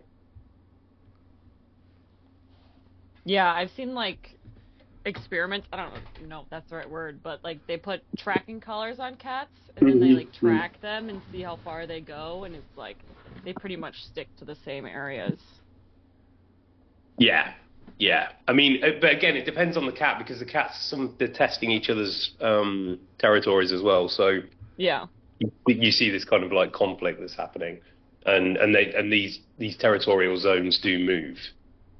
And certainly Kitten Beach, you could see the kind of like political pressure, if you like, from either side into Kitten Beach, and you would have randos turn up quite often. You would have random cats turn up, and I had no idea where they came from, and they would either hang out and they would sometimes join, like Catwork Orange kind of joined, or they would leave.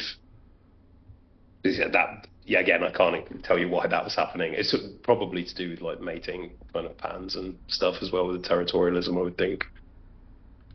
The original cats of Kitten Beach didn't chase the random cats away, or they weren't that territorial? Well, again, you've seen that with Terra Kitten taking on Catwork. When they were in that kind of big pack, they quite had a lot of power from being so well organized, I would say, because you get like when they were like moving in those kind of battle formations, like 9 cats, like in like like the Riders of Rohan or something. The other cats probably didn't quite know what to make of it, right? Because it probably wasn't normal for them to behave like that. Right, I didn't see any other Kitten Beaches moving in that kind of way.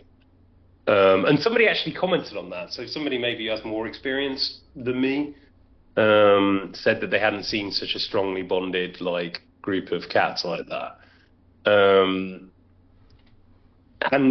again, I don't want to speak for all of the Kitten Beaches, but in a lot of them there was a very like top-down like kind of hierarchy, and a lot of the other cats in the colony were just scared of the kind of the main cat, like dominated them kind of with aggression, I would say, and they were all quite quiet, and so they were kind of very different from the cats at Kitten Beach, I would say. Is that why Ghost Cat kept his distance, or was he scared of you? And well, yeah, but like there was. Like at the beginning, like Ghost Cat's one of the first cats, so I think at the beginning Ghost Cat probably was scared of me. I did follow Ghost Cat around quite a way because I thought it was quite funny. Because I just wanted to see what they were doing, just as an experiment, again, just to kind of map the area as well.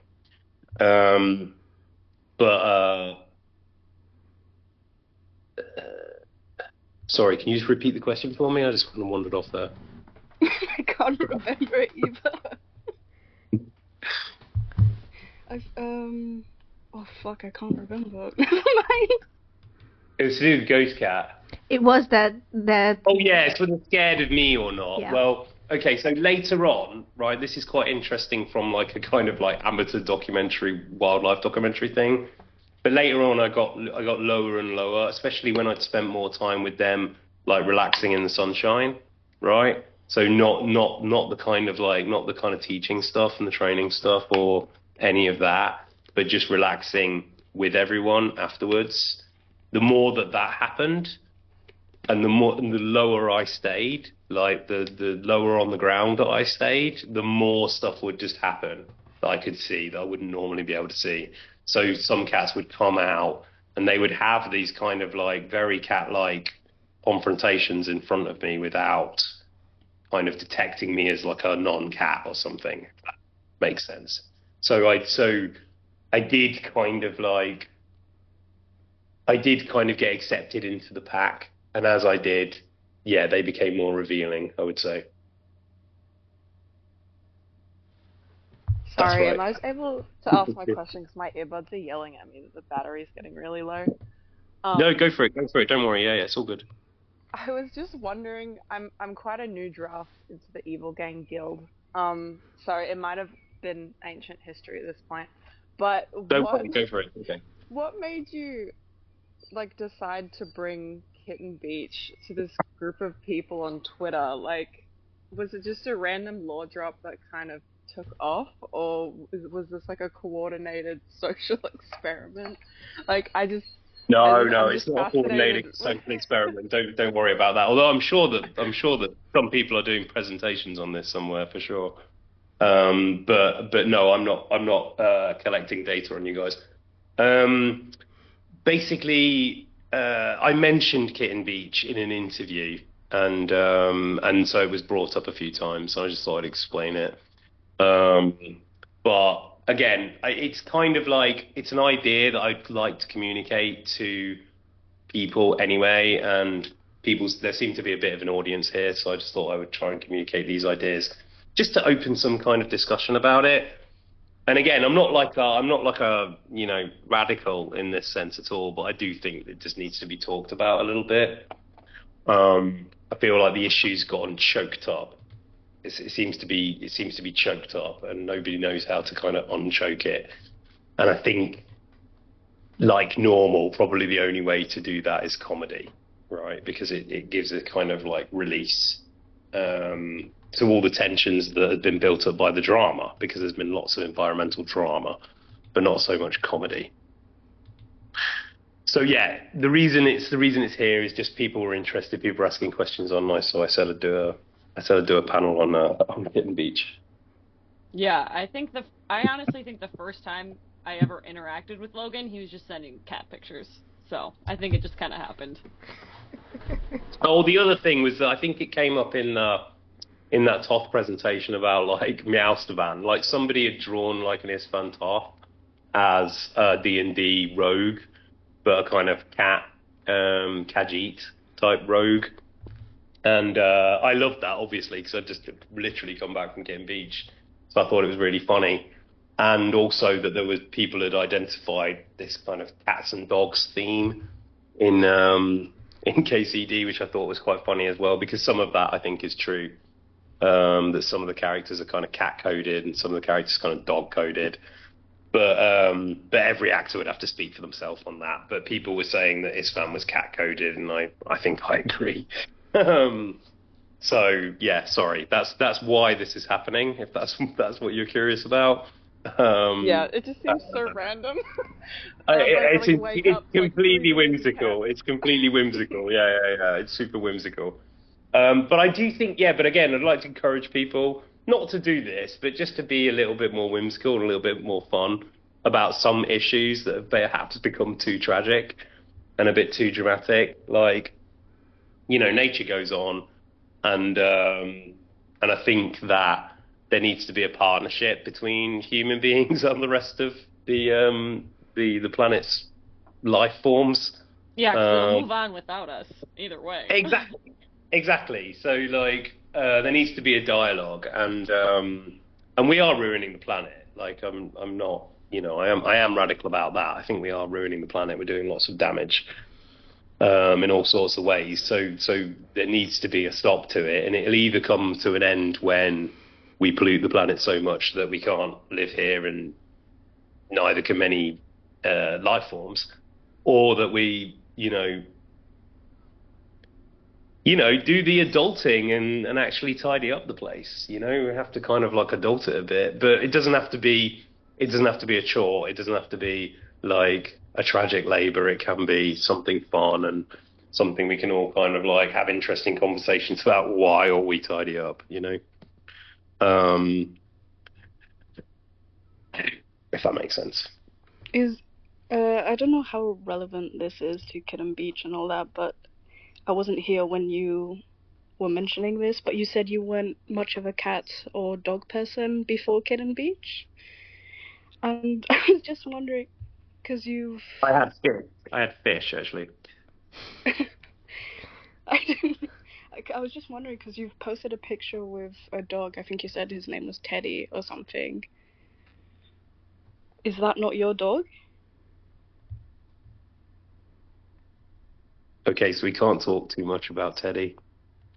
Okay, so because Teddy's dead, right? Teddy 2 is the dog, right?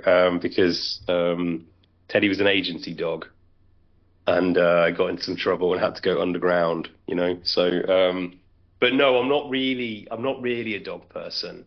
Teddy was an incredible dog. Teddy 2 is an incredible dog. And really, really well behaved. And often those small dogs can be quite noisy and like kind of annoying for me. I know some people love them, but I found them quite annoying.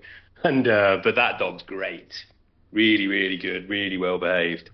And the other dog that there's a picture of me with is a black and white dog, which is my family dog. And that dog's great as well. But I'm not a dog person. I don't automatically kind of bond with dogs. I'm a bit like Isfan. I'm a bit like suspicious of dogs.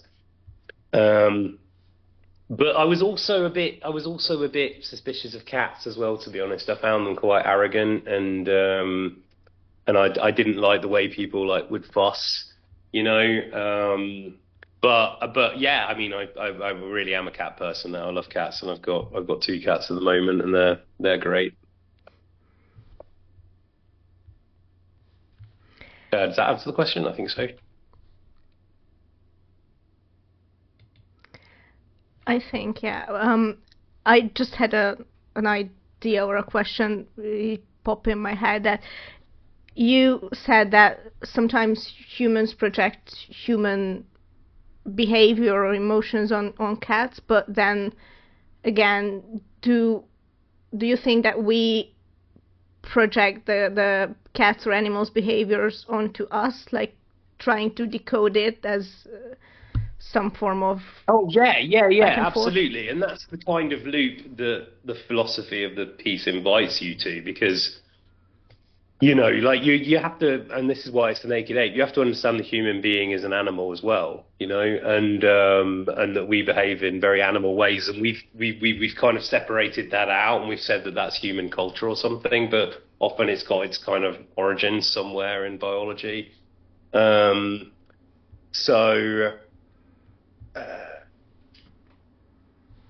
Sorry, repeat the question again. I'm kind of wandering off. Do you think that we take after our animal companions as well, or the animals we interact with? It's a symbiosis, as I said. So there's a kind of projection both ways that happens, I think, in the end. Because, like, even though we project these human qualities onto animals, they're actually animal qualities that we're projecting from us. Then there isn't a difference, right? So you're actually making it's not like there's a hierarchy, right? We're not humans. We're not like gods to them. I don't kind of like that. So yes, it does work the other way as well. So people do like absorb characteristics from animals, and certainly people look like certain animals, or they carry themselves like certain animals, and there are various reasons for that. And as an actor, like often in drama classes, you have to like, you know, you have to pretend to be various animals, which is often very, very funny and stupid. But like, it's very, very good to kind of get into that kind of animal self, and you can take it very deep as well. Like people go, okay, well, I'll act like a cat. Yeah, okay, well, I'll act like a cat. That's not hard. And you go, okay, well, now act like a crab.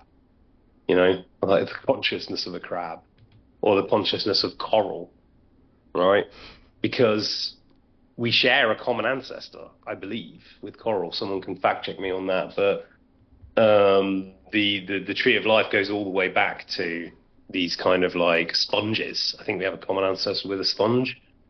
And shark. I think we have a common ancestor with sharks as well. So like it's a bit strange, like when you get into the genetics of it, it's a bit strange because you get situations like the elephant shrew, which is like basically a shrew with a long nose, is more closely genetically related to the elephant than it is to the shrew, right? Or the mouse, right? It's closer related to the elephant.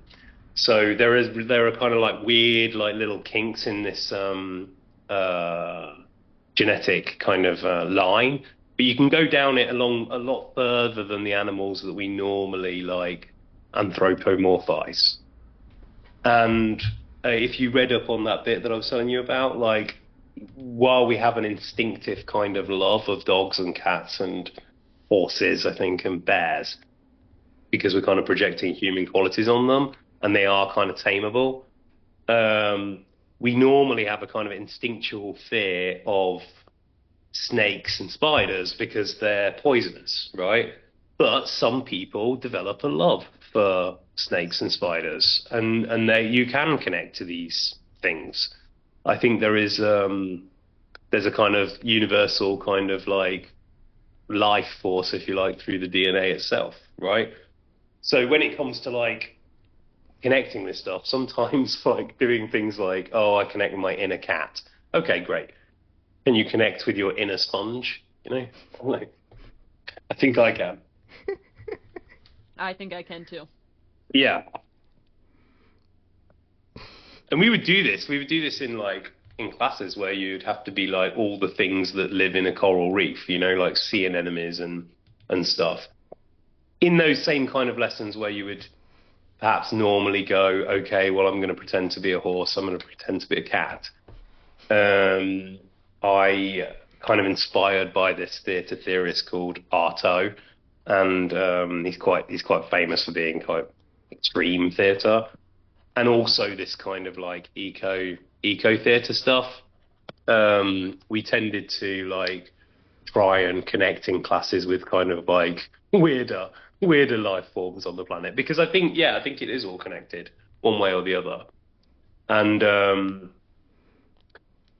And then you get down into like really annoying things, right? You know, can you connect with a mosquito? Can you connect with like with a wasp? You know, things that we normally consider to be evil, but you know, well, annoying rather. But you zoom in on like on an insect with a very, very detailed camera, which probably all of you have seen, and it looks like it's got a recognizable kind of face there. You know, it's just the size of a tiny little fairy.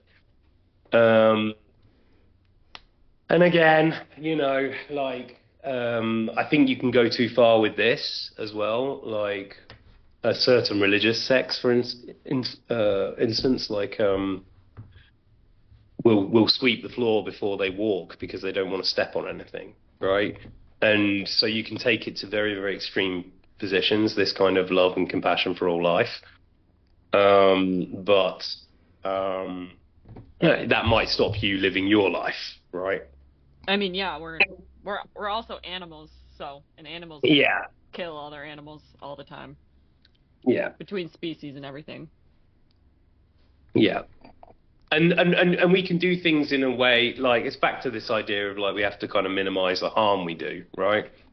If we can figure out a way to grow meat effectively in a vat, you know, or as we are doing, then we should probably move to that, so we're not, you know, hurting as many things. Yeah. That's kind of like more mitigation, right? Let's be practical about people enjoying steak, right? You know, and you can give them steak in a different way, which doesn't like as many things. Or plant-based food and all of this, like I completely support it. But again, you have to be kind of realistic about humans, and minimize rather than try to, like, I don't know. Utopianism, any kind of environmental utopianism you have to have, I think, has to be grounded in some kind of understanding of the realities of the world, but without getting too tragic. Yeah, because everything's like interwoven with like societal, like in cultural stuff, where it's like, oh well, that seems so outlandish, and we have never needed to do that, so why would we need to do it now? Yeah, and again, it depends what we're here to do and what kind of planet we want to live on, right? I mean, if you want to live on a planet that's completely hammered by like monoculture, right? Like monoculture is a massive problem, and that's where you get all your soy from, and all your almonds, and all this kind of like all these products. That causes all sorts of like environmental damage in its own right. You know, the loss of biodiversity and so on. But how are you going to feed everyone, right? You're still going to feed everyone, or loads of people are going to starve. So there needs to be kind of realistic solutions, I think, and sometimes we're lacking them. And also, I think, but that's just my opinion, that if people or environmental movements are too violent or too forceful about things, it really turns people off. Like certain vegan movements, they give vegans a bad reputation just because they are so violent. I think, do you really want to win, or do you just want to be right? Do you really want to change minds, or are you just trying to prove something to yourself there? You know, that's what I get from those types, and that's, you know, I'm not going to name names, but again, Catwork Orange, in terms of the character that particular Orange Cap's playing, is a bit of a kind of like frown at certain environmental movements that using violence or damage to like promote the cause. I think that's a bit reckless and self-defeating. So I don't think that's a very good idea at all. If they'd have turned their energies to something like Kitten Beach, I think we'd be in a much better position right now. Everyone just needs to get more whimsical right now. Yeah. Speaking of... We'll save this planet on whimsy alone. Hell yeah. At a beach, you need to go to one right now. But it's something like, but that's the other thing about it, like, in terms of like, because like, look, I'm not a criticism of capitalism either. I'm not a Marxist or anything, but like, you know, people's dreams, when you really ask what people want as a dream life, you know, it comes down to like hanging out with a bunch of cats on a beach somewhere. Like, people actually wanted that. Like, you know, and then I have to say, well, it's not actually very expensive to do that, right? It's actually a lot of the stuff that makes life expensive is the stuff that we don't really need, right? I mean, stuff like, you know, like this is what the experience that I had there, the experience that people could probably replicate with a pack of rats. You know, you don't even need cats. I think pigeons. You know, you could probably have that experience. But well, even like for me, like in my mind, if I'm thinking of where can I find a bunch of cats, like I can go out to a farm and there's just a whole colony of like working barn cats that have like their own structures and everything, and other animals, and it's just like you don't need to. Yeah, somebody else made a little video series about barn cats, actually inspired by Kitten Beach. And that was really cute. Yeah, and they had their own names, and there was like 8 of them, and they were like hanging out with the horses and stuff. And that was really nice as well. It's just like, again, like I'm quite a tragic, like doomy kind of artist, and I produce a lot of kind of doom. But you know, like sometimes you do have to inject a little bit of light into things, especially when things have got too dark. And that's what it's really about, I think. I mean, I as I said, I'd like it to be talked about. I wouldn't mind it being discussed. And even if it's just like word of mouth, you know, it ends up passing somewhere, someone in an environmental movement who does have the power to make a difference. Maybe they get this idea and they have another idea, and then that works, you know, to like get everybody on board. Because even if you just change a few minds, you kind of like knocking over dominoes, aren't you? Yeah, just like a chain reaction. Like one person tells. Yeah, and the other thing person, is like, yeah. Somebody said, I felt quite moved. Somebody posted an Evil Gang Friday that they hadn't been anywhere, right? And they didn't want to share places because they hadn't been anywhere. And it's like, honestly, like the Kitten Beach experience and Rhodos and everything, it's a dream island. Don't get me wrong, it's a dream island. There are loads of things that are great about it. But I had similar experiences with nature, just working in my local community in England, just like tidying up a road or something. And you don't even tell people you're doing it, just go and do something. Just make it for you, and you'll get something out of it, because obviously there's loads and loads of experiences out on Kitten Beach that weren't filmed, and will never be shared. And they're just for me. And I think it's I don't know, some Americans in the audience, it's going to be like transcendentalism, like American transcendentalism is a bit like this, some of it. Transcendental poetry, I think. Can't remember a lot of the names. I think some people have been showing Dead Poet Society and stuff, but Dead Poet Society, the film, contains a lot of this kind of material, so it's a good film to kind of watch on it. But they are, I think they are highlighted as one of the first kind of groups of like eco-theorists. And I think it's like 1800 or something, I don't know, something like that, 1850 or something. But this kind of like eco-conscious kind of poetry is kind of beginning to form. And at the heart of it, like any kind of eco-poetics or eco-criticism, something is that there's kind of like literary endeavors or artistic endeavors in that ecological field. And it might be like site-specific theatre, like for instance, Jim, right, who played Eric, he did one of our plays we did together in nature. We did it like under a willow tree, Wojciech, this play. And once you allow nature into the space, it starts like kind of adding things to the theatre experience, right? Anyway, even when you do it like that. And when the wind blows at a certain moment that seems like to have some kind of meaning for the play, it's just like little things like that happen, and it's very nice. And this was a little bit more kind of convoluted than that, but it was the same thing in terms of like site-specific eco-theatre. Like how are we going to make this? How are we going to give this kind of space a voice somehow?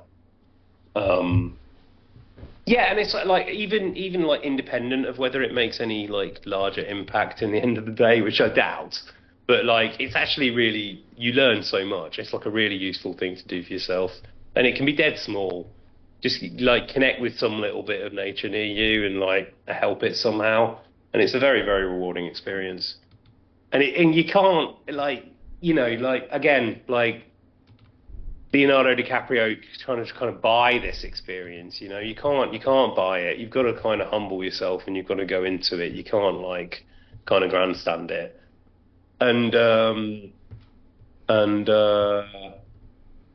Yeah, and the other thing about, I think, which connects with people is this feral cats is this kind of underdog, kind of character. That's kind of like somebody mentioned Stray, the computer game where you play like a stray cat.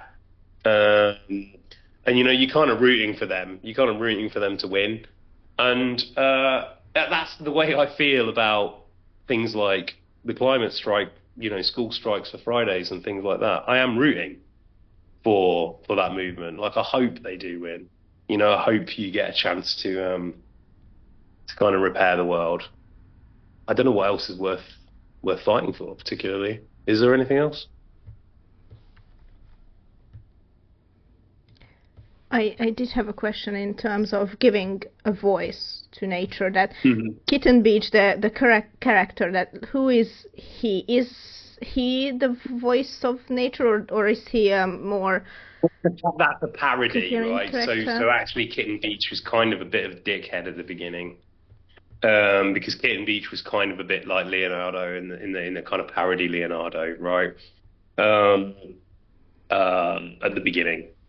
And coming in like, oh, I'm going to do this thing about this place, kind of stuff, and then as time passes, like Kitten Beach becomes more and more like the cats, right, and what we talked about with dogs and their owners and so on. But then there's a kind of like moment, I think, where Ooh, if you like, leans into mysticism, which is like, then you become one with the beach itself, right?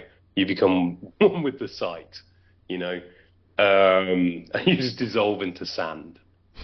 And I don't think it was just me that had that experience there. I think there were quite a few people that had that, like, direct connection with Kitten Beach as a thing, you know, and becoming part of that weirdly interconnected little ecosystem. But again, that was replicated all the way down the island. It's not like only Kitten Beach, but for that moment, I think the people who did connect with it, they became Kitten Beach as well.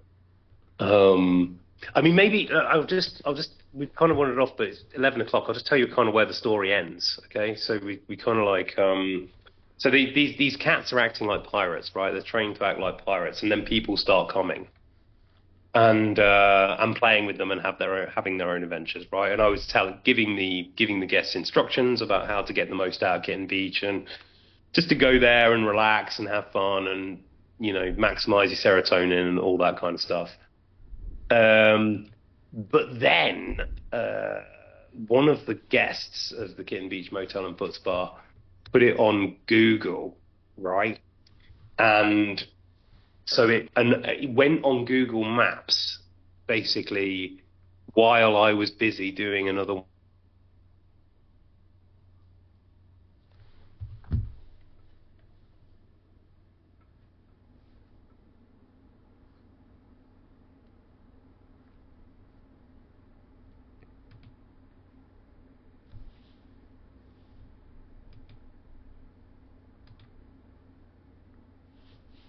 I'm sorry, I think we've lost. Okay.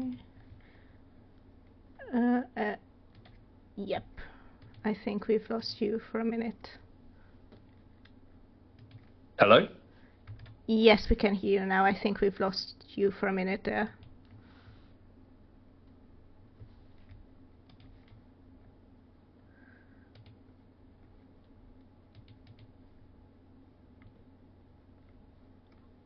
They didn't want him talking about the Kitten Beach Hotel and Foot Spa. Yeah. It was Google. Google shutting off the Kitten Beach Panel, yeah. It's all a conspiracy against the evil gang, Google and X.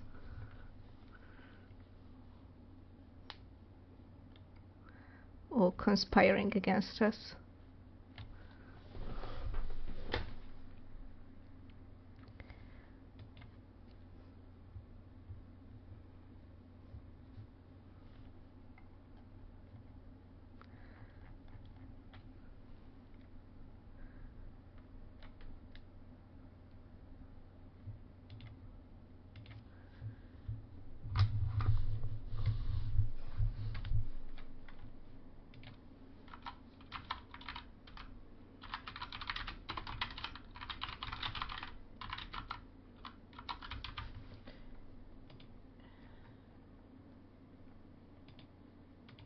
Yep, I think we've got Logan back.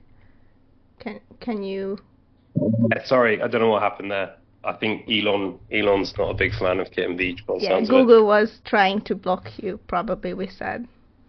Yeah, I kind of got that vibe. Okay, so basically somebody put it on Google, and then it became this thing, right, with cat people, like tourists from Europe. And somebody communicated with it, I think, on TUI, or there was some kind of like German websites, and there was some, I think, like Lithuania and Finland. Certain tourist sites had it, and then it got on Google, and then I was away for a week being on some of the part of the island. I was doing some of these kind of excursions, and I came back, and suddenly it was like chock full of people, and English speaking cat had like 5,000 likes on this photo on Google, and the Google Maps location was Kitten Beach.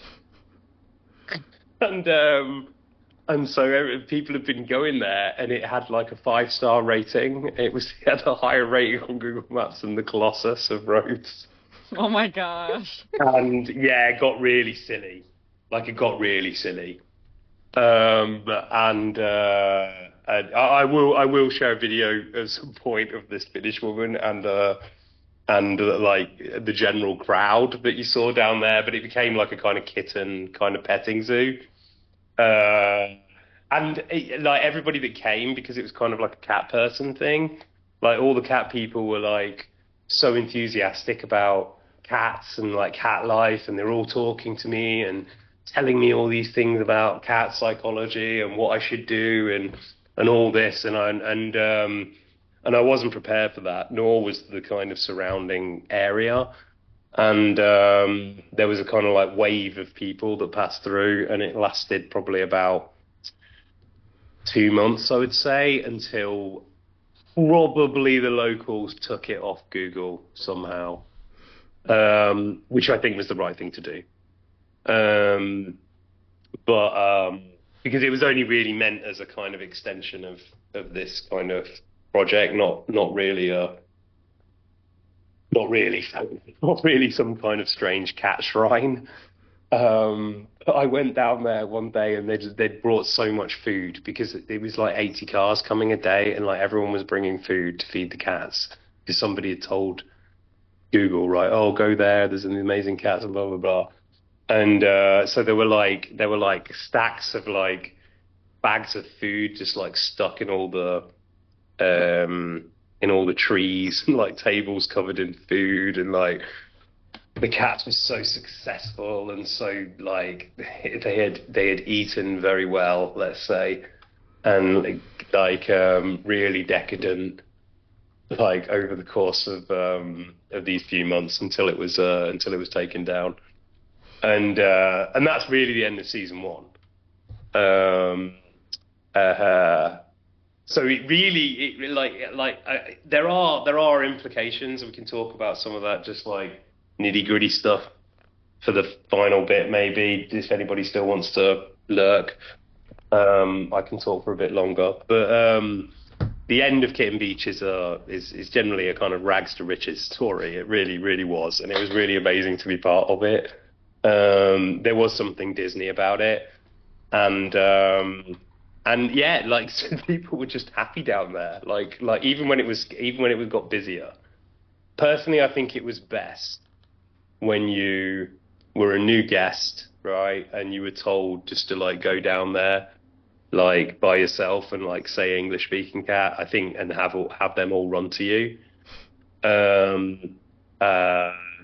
I think that was a lovely experience for people on their own, right? Because there's no one about, and suddenly you walk down there and you say this thing, and then all these cats come and they're like really friendly, and you can just relax and watch the sunset.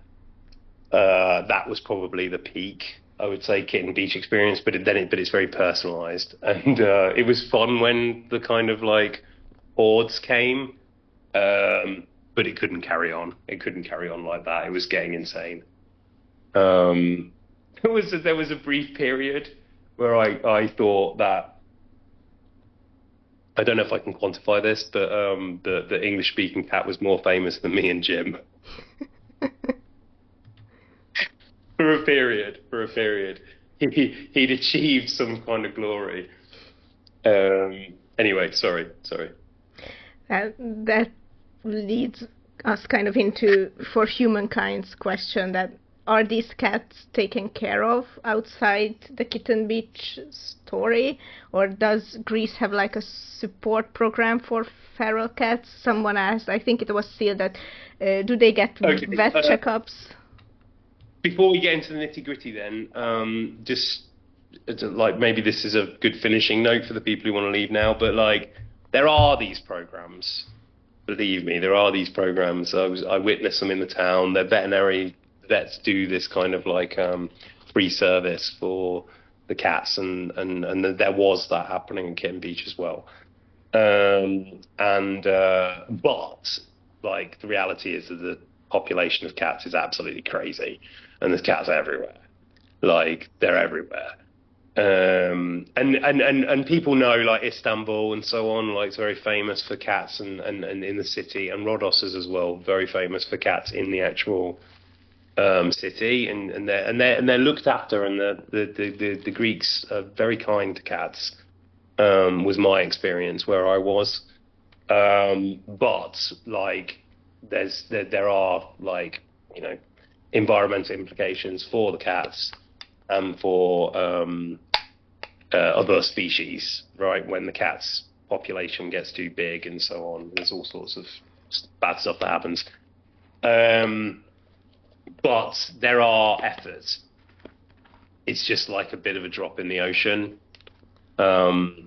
Like we called some kind of intervention on the dogs, right, on the packs of feral dogs, but you're talking about wilderness, right? Like miles and miles of wilderness. You're at the edge of this, and the dogs are coming in from the wilderness and then going back. So you have to get like hunters and stuff to actually deal with it. They come and they try to like trap them and catch them in kind of like benign ways, but often the dogs are too feral. They won't fall for it. You know, they won't come in that close. So there's all sorts of attempts that are made, and I think the Greek people are lovely in general to the animals. So yeah, but we can talk about the kind of like the dark side of Kitten Beach now if you want. I don't mind. Are there any other questions?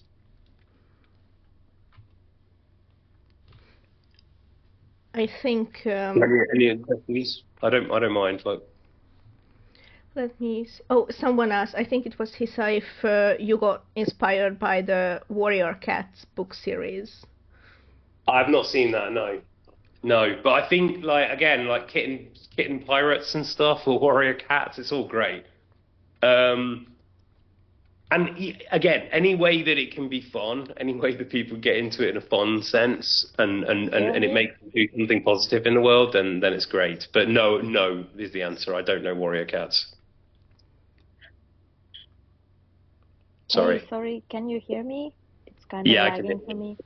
Okay, hi everyone. I'm a fucking nerd. Yeah, that's me. Hey. Hi.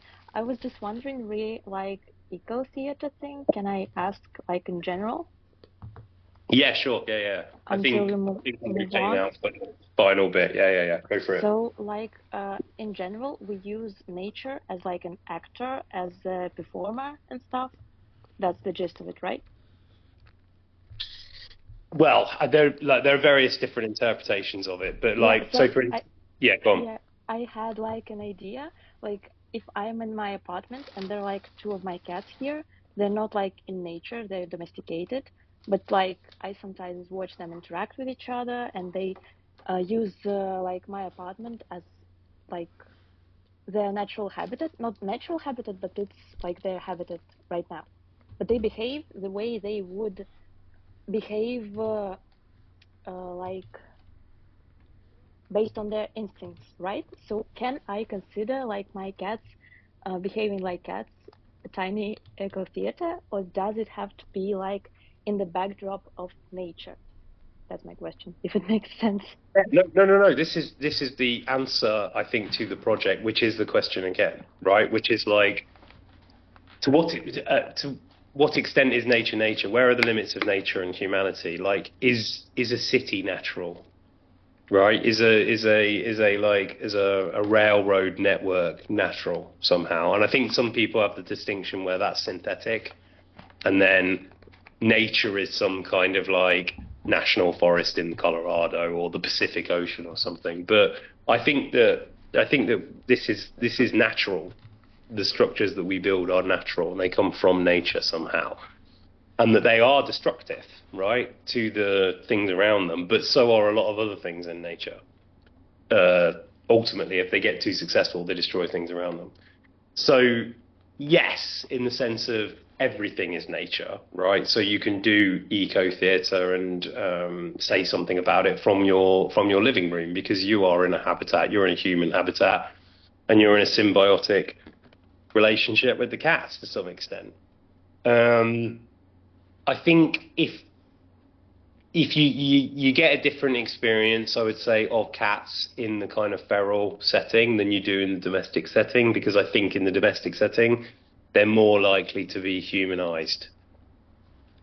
And I can say that with some confidence from the cats that I currently have. They're really humanized. And they're very like, they do things like hold hands and stuff, you know, like they're very, they act like humans because they've been around humans all the time. So I don't know how much of the ooh cats you kind of get from that. My sense is that you don't get as much. But yeah, again, I don't want that to seem like, no, you can't do it. I think you should do it. I think an urban or a suburban setting is perfect for this kind of thing. And like, can you put on a little eco theatre in your flat with your cats? Absolutely, 100% you can. You should. That's my answer. Do it. Okay, thank you, thank you. No problem. That Do it. sums it up perfectly for me. Okay.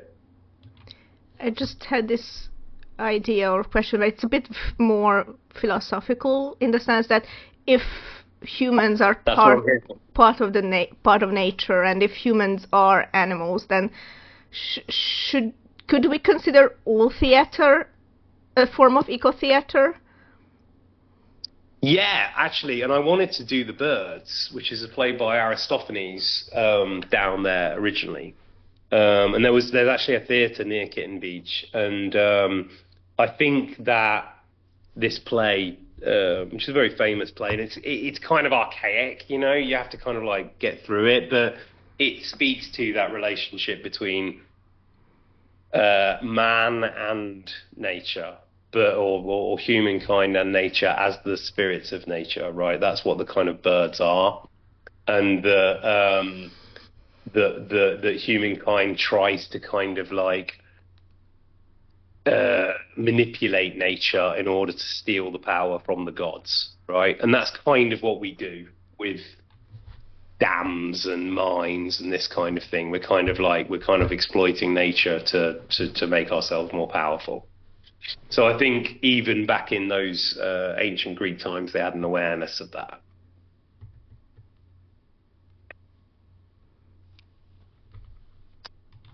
I mean, sorry, did I trail off? I mean, animals build habitats, and I don't know what the animal called in English, right. But they build dams as well. Yeah, exactly. Yeah, beavers? Yeah, beavers. Yeah, beavers. Yes. Yeah. Yeah, beavers build dams, and if they're unchecked, they will destroy like large areas.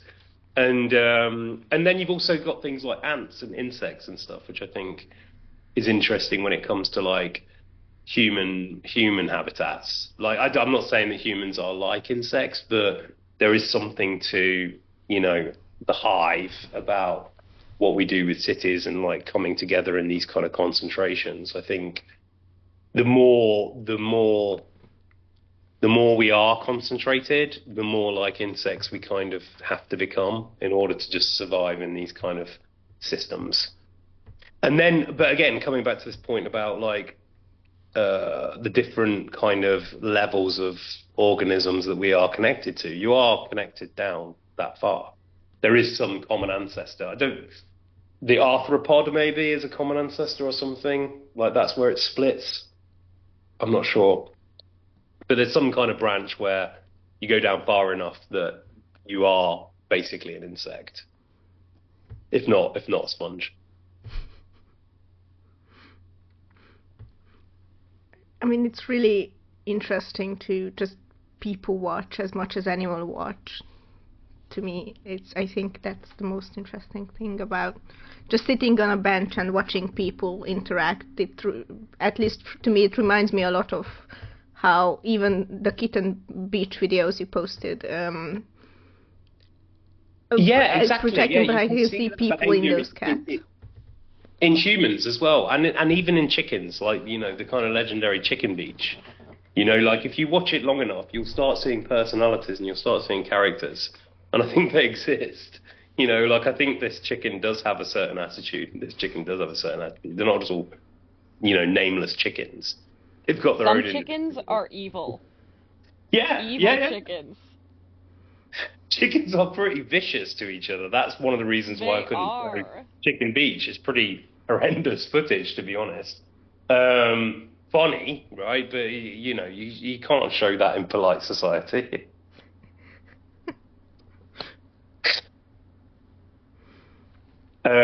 So things get nasty, right, in nature. Things get nasty, and humans get nasty. And are humans nasty because they're unnatural, or humans nasty because they're natural? Then, you know, like, I don't like that division. I don't like that division between like like man-made and natural and stuff. I don't like that. I think that there's some, like everything that we do is coming from something natural, right? Like there's a philosopher called Marshall McLuhan who talks about all technology being an extension of the human organism. So like a knife is an extension of the nail, or like a wheel is an extension of the foot, right? So it's not like technology is somehow not natural. It's all extensions of nature. The telephone is an extension of the ear, the internet is an extension of the brain, and so on. So well, we make inventions and technology to fulfill some human need, so it just makes sense that it's an extension of nature. Right, and the sewer system is an extension of your intestines, right? Yeah. So there's just like a whole. It's a bit Geiger-esque, really. Like that aliens thing. There's this kind of human tissue everywhere. That's what society is. But it is like that. It is like that. And yeah, I don't know. And I mean, a lot of tech are based on animals. Like there are these robots that look kind of like dogs, or nanobots are based on insects, and like we take inspiration from nature. Exactly. So you look at a car, for example, and you can see like the headlights on a car are like the eyes, and the kind of like the registry plate looks like the mouth, right? You project a kind of face onto the front of the car. But what this kind of philosophy asks us to do is to like not do that, right? So try not to project a face onto it. Try to look at it as something like completely alien, right? Like don't do that. So when I was trying to get the most out of Kitten Beach, I had to play with the projections, right? I have to play with this kind of anthropomorphism because that's where the story is, right? Otherwise, it's a wildlife documentary, right? But you need to to get the most out of it, to get the most authentic thing out of it. That's where the ooh comes in, which is like, no, I'm doing too much. I'm leaning too heavily here. I'm not letting them speak. I'm dominating. I'm taking it where my ego wants to take it, rather than letting them take it. That's what I use the ooh for, because I don't think I'm trying to say that it's one or the other. It's really I'm not like an ooist. I just think that the ooh should be there to like stop man just kind of like owning it all, and like putting their face on everything. That's what I used it for, kind of like philosophical restraint. By the way, if you haven't done your homework, the last sentence I said will make no sense whatsoever. Yes, Mako did ask about this. That how do you think cats' general struggles with the object perception and permanence will impact their understanding? This is the last question. Yeah. It is. Dude, honestly, I don't know. I got lost in all of that. There's a really great book. If you're philosophically inclined, there's a great book called Gödel, Escher and Bach, which is about like maths and genetics and everything. It like kind of links music. It links all sorts of things together. And I think like there's a bit of that kind of like hippie thing in the transcendentalism that I was kind of like pursuing at that time, because if you come in like try and put it this way, one of the things that I was mocking, right, as Kitten Beach the character, was this social media influencer, right? The other thing I was kind of mocking was the infinite kitten loop, which is where people stare at like TikTok videos of like kittens all day, right? And just like kittens doing stupid shit. And so I was kind of like coming in and mocking that. And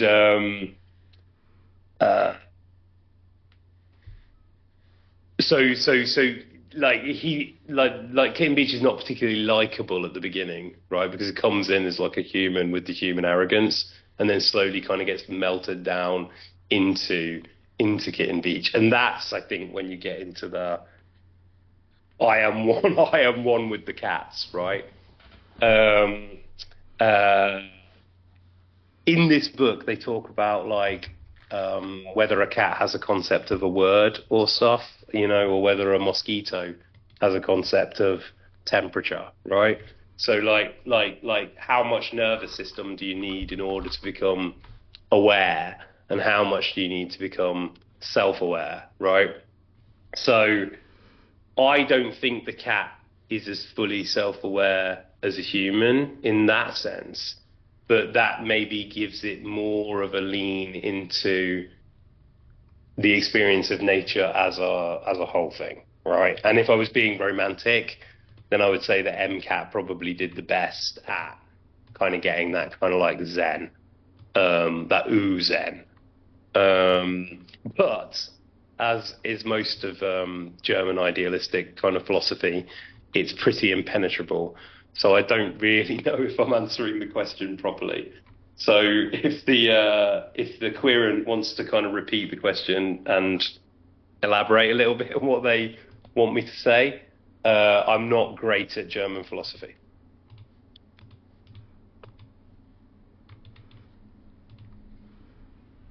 So is the person who asked the question here? No, I don't think they said that they can't be here today, so that's why All right. So yeah, I'm not sure if that answers particularly useful, but I'm not very good at German philosophy. I read Kant a little bit. I bounced off that quite a few times, like maybe 10 times. I read a bit of Heidegger. I read a bit of Nietzsche. I read a bit of, who's the other one? Hegel. Yeah, I read Hegel quite well. So sorry, I'm probably not equipped to answer the question properly. When I said that you only really needed the Wikipedia for OO, it's because I don't really know it that well. You know, I was kind of experimenting with it. I'm not like a philosophy professor in that sense.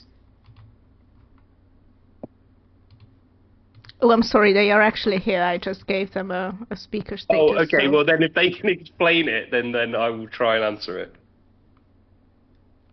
Yeah, no, you're great. This was more of like a cognitive psychology direction of where, yeah, sorry, I am here. Hello. Hi, yeah, so it was more of a cognitive psychology thing where, you know, we kind of distinguish ourselves from a lot of animals with the ability to perceive objects when they're removed from us. So, right. From our field of vision. So, cats notoriously struggle with this unless they're particularly clever. And it's something that humans develop somewhere when they're toddlers, so around the age of 5. Yeah, so... yeah, this is theory of mind, right? This is theory of mind stuff. Yeah, okay. Yeah, exactly. And it was more of a meme question of, you know, how this would impact the cats and their ability to it ranges. I think it ranges, and there's probably a genetic function to this. Personally, I kind of lean into that most of the time. I think it's probably to do with serotonin. But the cats, there were okay. So English-speaking cat and the kind of upper end of the serotonin stuff was more self-aware in what we would understand by self-aware, as opposed to Sleepy Joe.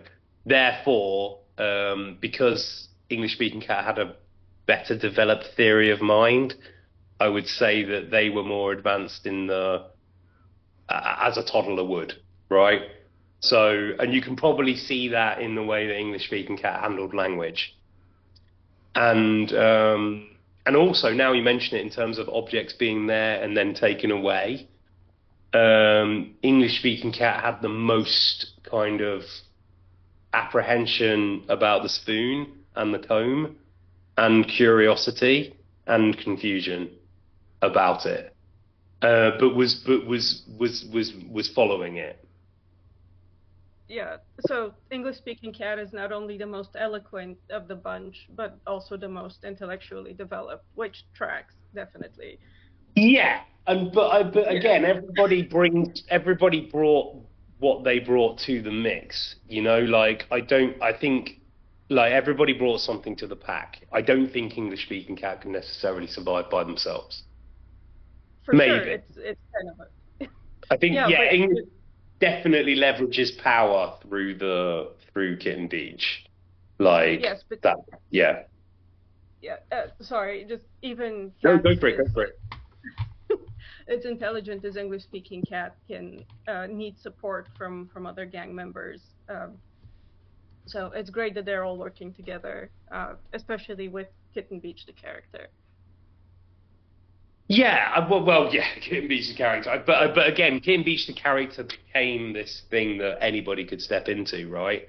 Because as soon as you knew the words and as soon as you knew the rules to go down there, then you could have that experience, and that's kind of what spread, and that's why it became a bit silly on the Google stuff. But like, yeah, so anybody could fit into that pack once you knew the kind of like call signs and like sometimes at the beginning, I think I kind of introduced like Rene, right? This guy from Germany I mentioned, like that was like an introduction of the first guest to the cats, and that was quite scripted. We did that quite I helped him make a movie, like I'd been making a movie, so the cats could see what was going on, right?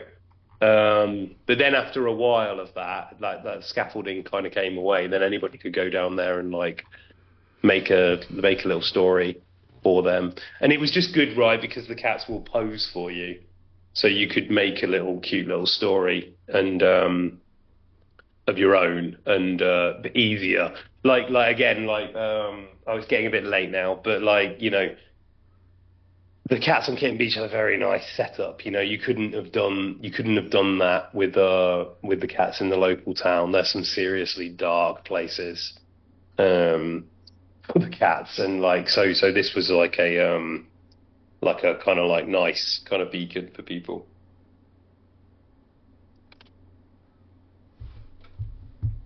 Yeah, but then you make me ask me a question though, like to what extent Sleepy Joe had the same developed theory of mind as English-speaking cat, but just couldn't express it? Because I would say that maybe MCAT had better theory of mind, but just not as good communication skills. It's an interesting question. I must study this. We definitely need to run some more tests and experiments with them. But yes, thank you for indulging me into this discussion. No problem. So Evil Gang summer camp in Kitten Beach is this a thing? Yeah, I will. Look, honestly, if this gets that silly, then I will organise a festival down there. It can be done, and if people want to go, then just let me know, and I can put you in touch with some people. But like that whole area of roads is really underexplored. It's really nice spot to go on holiday. The other side of the island, the east side of the island, is like there's a lot of money there, and there's a lot of British people there as well. And like it's a bit, fish and chips, kind of like it's a little bit kind of commercialized. And on that side of the island, there's a lot more Czechs there actually. There's a lot more kind of Lithuanians, these kind of different European countries like the French, the Dutch. They kind of hang out on that side, on the west side. But then down in the Monolithos area, that's where you're going to find the real spectacular kind of Greek beauty. Sorry, am I rambling? We also have a question, a kind of a meme question. I think it was from Mako as well. That is taking Nicopolis the ultimate goal of Kitten Beach, or do you have larger objectives in mind with it? Okay, so that's what was weird about that, and I didn't know that until I didn't put it together. I didn't put two and two together. But it is funny that I kind of went to Kitten Beach after making that first bit of KCD. Like I went back and forth a few times, but it is quite funny because I do think Ispantoff, probably did go with Sigismund to Constantinople, even though we're kind of like, hype and, being very hypothetical here. If he survived Nicopolis and he's bros with Sigismund, then he probably did go with him. And then obviously the two people that saved the day at Nicopolis were Sigismund and the Master of Rhodes. They're the people who prevented I think it was called like a terrible massacre, right? And got the remaining people out after the French did that disastrous kind of charge. The Master of Rhodes basically got everybody out, and then that connects into the whole the Knights of St. John and the Knights Hospitalier and all your kind of like Kingdom Come stuff. And Rhodes is littered with these things, like, you know, the knights of that period, like obviously super legendary. And yeah, it just seemed like a strange coincidence now I think about it, that the Master of Rhodes was so significant and then ended up going there. But again, I didn't really want to make this about Kingdom Come, but it did make me reflect on how Istvan changed in that journey, and how like if you take anybody from anywhere, like we had somebody come to stay in the Kitten Beach motel with who'd never left England before, and it was their first experience outside of England, and they freaked out, you know, it's a complete freak out in the middle of nowhere, in the middle of like Greek kind of backwater. Yeah, a bit of a meltdown. And because you're suddenly completely outside your comfort zone, you're suddenly completely in a new place. You've got to stay there for a while. Like, it's not like a 3-day visit. Stay there for a while. And I think Istvan, like, obviously coming from a bit of a backwater, relatively speaking, and probably being very, very like Christian or some kind of like wrapped up around some kind of idea of Christianity and caught up in this, you know, chivalry somehow, you know, around Nicopolis, and then surviving that, and then suddenly experiencing like cosmopolitan like Constantinople. I think it would have been really like would have really changed his character, you know, and that's why I like to think of that kind of like post Nicopolis period before Kingdom Come. Where he was kind of like making his way back, you know, after that debacle, because that would have taken quite a long time.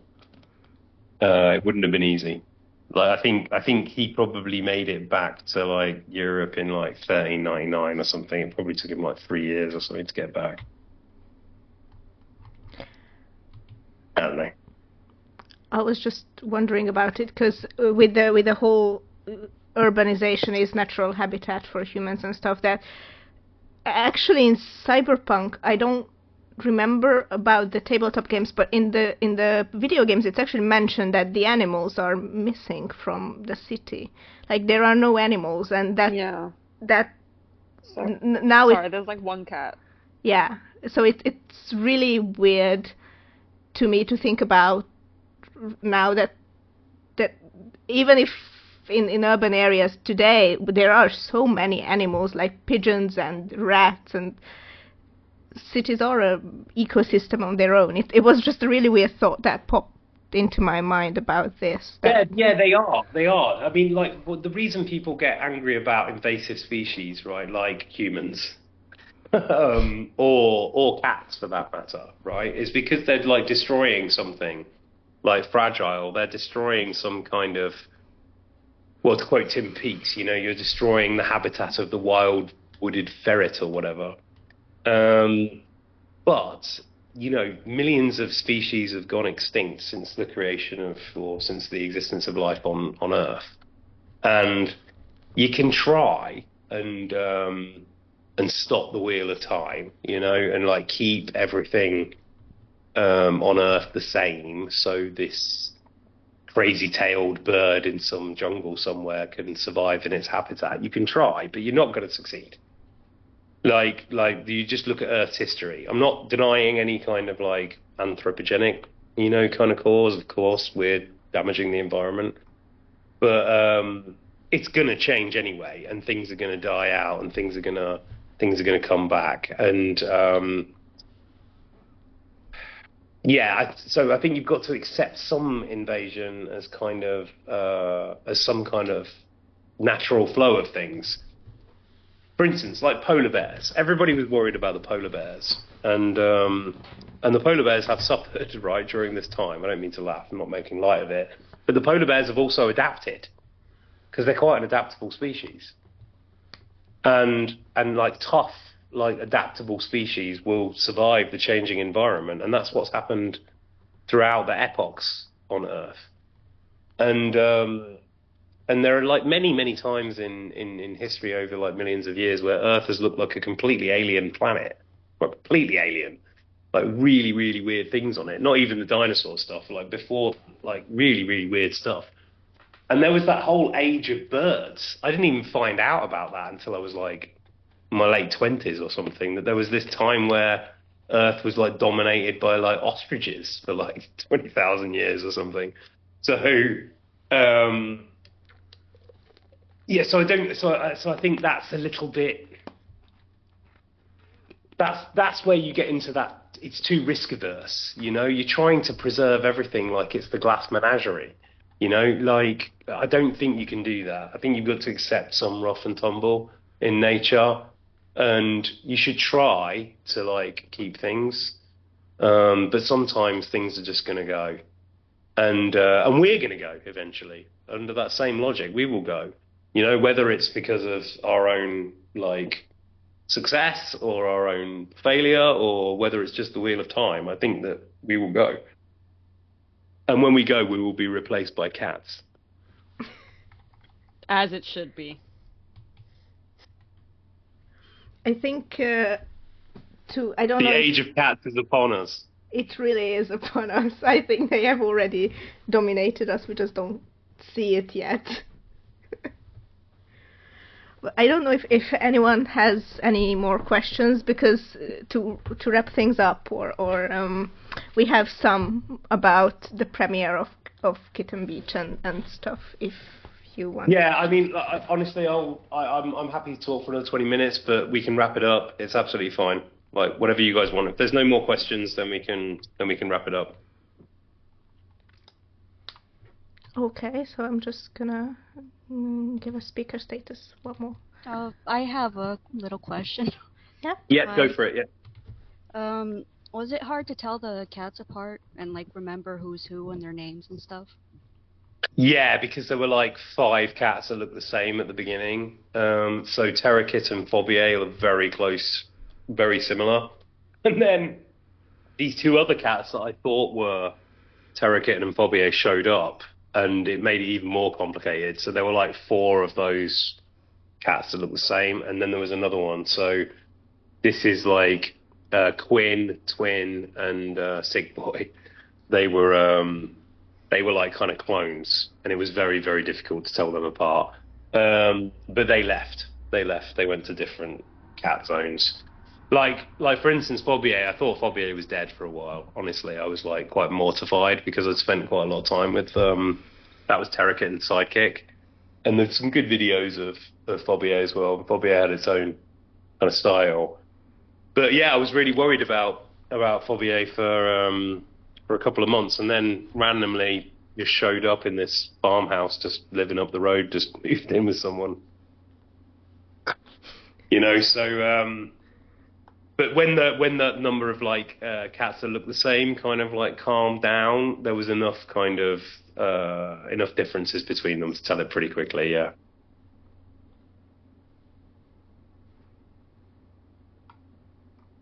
Anything else? Well, I think. I guess. Yep. Oh, sorry. No, feel free to add. Just one more little thing, I guess. Yeah, go for it. So how did you get interested in science to get to the point of choosing it as a major? That's an interesting question. I think for my group, growing up, science was the status. It's the hierarchy of knowledge, right? Whereas we tend to see mathematics as like the kind of highest form of human knowledge, and everything kind of descends down from that. And this is why often in school your teachers and parents will tell you like not to pursue the arts, right, and not to pursue these kind of subjects because they're somehow worth less than science. And so I was very much in that culture when I was growing up. Like it was I think it was an elitist thing. And even though I was an actor, even though in fact all of us were actors, we still considered acting as a kind of like sport, and not like a serious kind of pursuit, right? The serious kind of work was in law or medicine or science, really. And that's there's something of like a societal like pressure in that direction, but there's also like you kind of want to be a respected kind of member of society, right? So science is a good path for that. And also if you're like intellectually arrogant, I think sometimes it attracts that. And I was when I was that age, I think. But as I've got older, like my relationship with science has changed a lot. So I don't feel about it in the same way as I used to. Like science is a tool, you know. Like it's really you can't kind of take it away from ethics and just say like this is science. Like it's wielded by politicians as a tool, and it's wielded by corporations as a tool. You know, it's sometimes, you know, sometimes people say it's like woke to say that like mathematics is racist, right? But honestly, like I had to teach that. I had to teach the criticism of mathematics and the criticism of science. And you really can criticize science. Like it's not some kind of like Jedi thing, you know, like it's often a tool of like really powerful corporations and people, and it's used for their own interests, and it's not really done in the best interest of people. There's a good documentary that is quite eye-opening on this. It's called The Light Bulb Conspiracy, but it's about how it's like planned obsolescence. I don't know if you know what that is, but it's when a corporation is basically making a product break early, so you have to replace it, right? So that implies that there are lots of people out there working to make your products worse, right? And they're getting paid a lot of money to make your products worse, right? I don't see how that is remotely ethical. Like they used to have light bulbs that lasted for a really, really long time. That's the essence of the program. And they used to have like when they first made like fibers and textiles and so on, they had really, really strong ones. But if you make clothes out of really, really strong materials, they don't break as often, and then you don't have to go and buy new stuff. So when I realized that a lot of scientists are out at work and engineers trying to make things worse, it changes your perspective on what it is we're trying to do. Like you have to separate it from the money, otherwise it's not altruistic.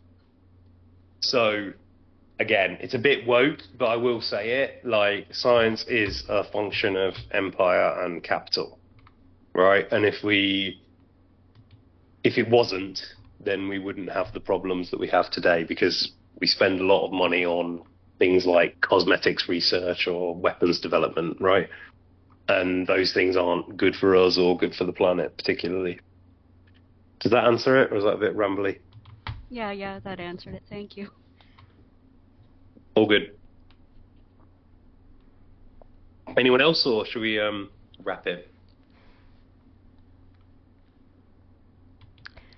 I think I'm going to ask the questions about the Kitten Beach premiere and the future of Kitten Beach, if you will. Okay. La Creatura asked that you said that it was started pretty early. Why did it, if it's okay to ask, she said, why did it take so long to make this, to make it and to post it? No, this is just as a result of Kingdom Con and people having an interest in it. It was already posted. people already watch Kitten Beach. Like Kitten Beach was happening before it got put on Google Maps, on social media platforms and various things. So people were kind of like becoming aware of it. And then when someone put it on Google Maps, kind of like blew up, and then it kind of like exploded a little bit, and the locals kind of shut it down.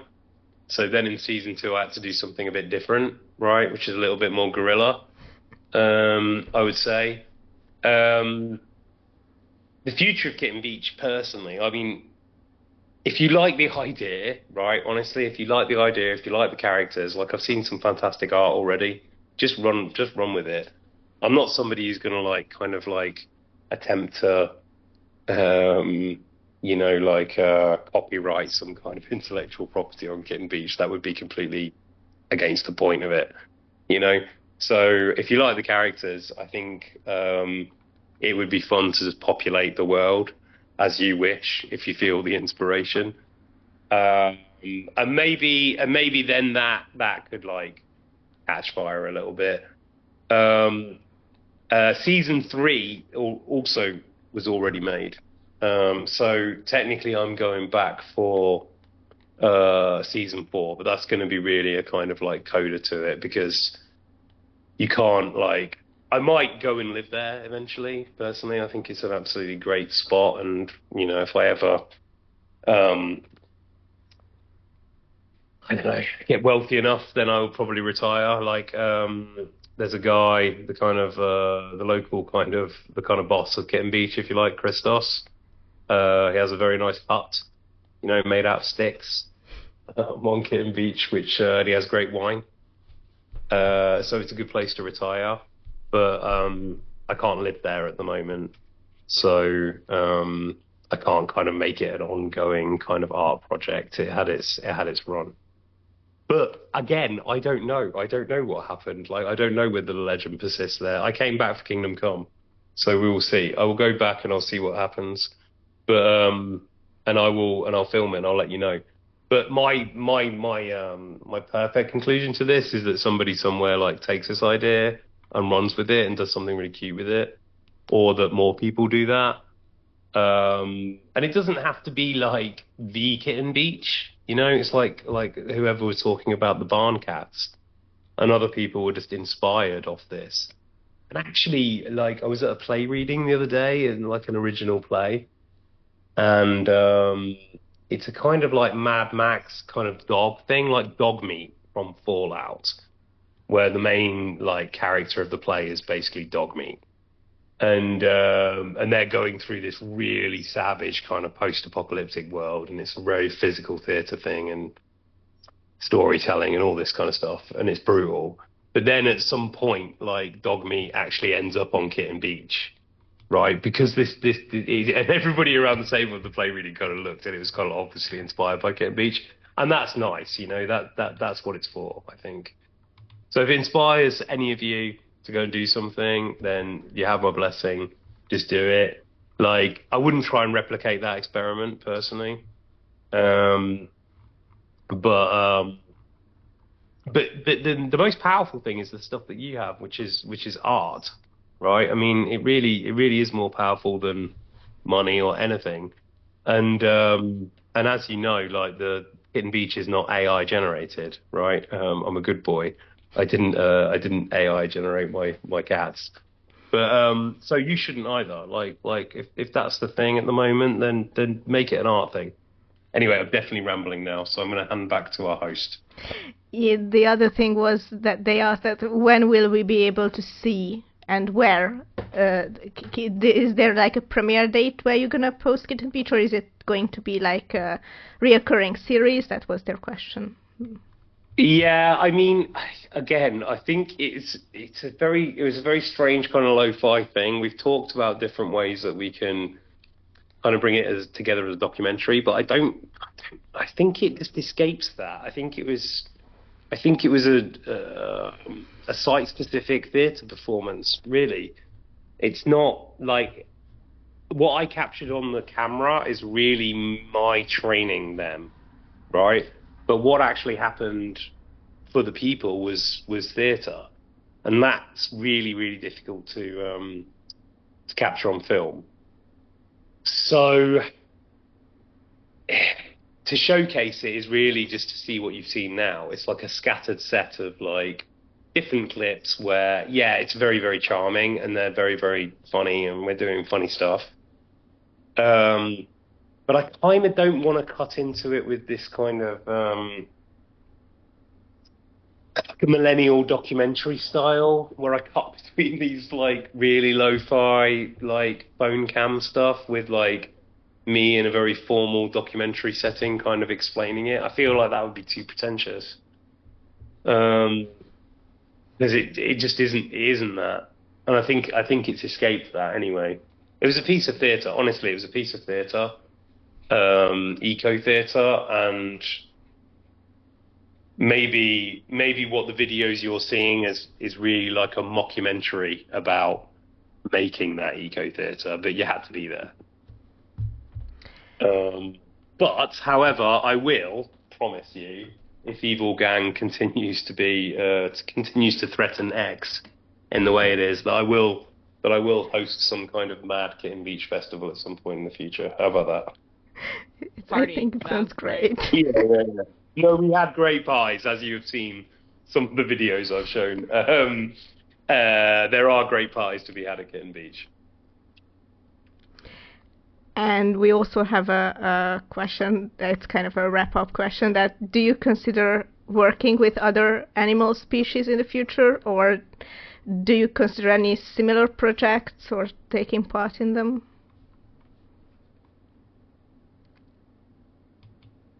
Honestly, I would love to work with crows. I think that whole thing is fascinating. And they're very clever, and I'd like to do the same thing with crows, but it's a bit decadent. Like, I think I've learned what I needed to learn about eco theatre, and again, if you look into like critical theory and stuff, like I kind of work my way in a practical setting in different plays over the years through different types of critical theory, you know, so I feel like I've learned what I needed to learn from that. So I don't know if I will go and like train crows somewhere. I think it would have to be in like 10 years now. I would go and do that again. And like a perfect fantasy version for me would be like, I don't know if you've seen the Rick and Morty show with like where he gets rid of Morty and he replaces him with two crows. You see that episode? Love that. I would like to walk around in some kind of costume with two crows kind of perched on my shoulders. If you haven't seen it, that's basically what happens in the episode. So crows is the answer. And I don't think there's anything else I'd want to work with. Thank you so much. And do you guys have any other questions or comments or anything you would like to add? Okay, I just want to go on, Val. Oh no, okay. I'll just wrap it up then, just with a quick closing thing.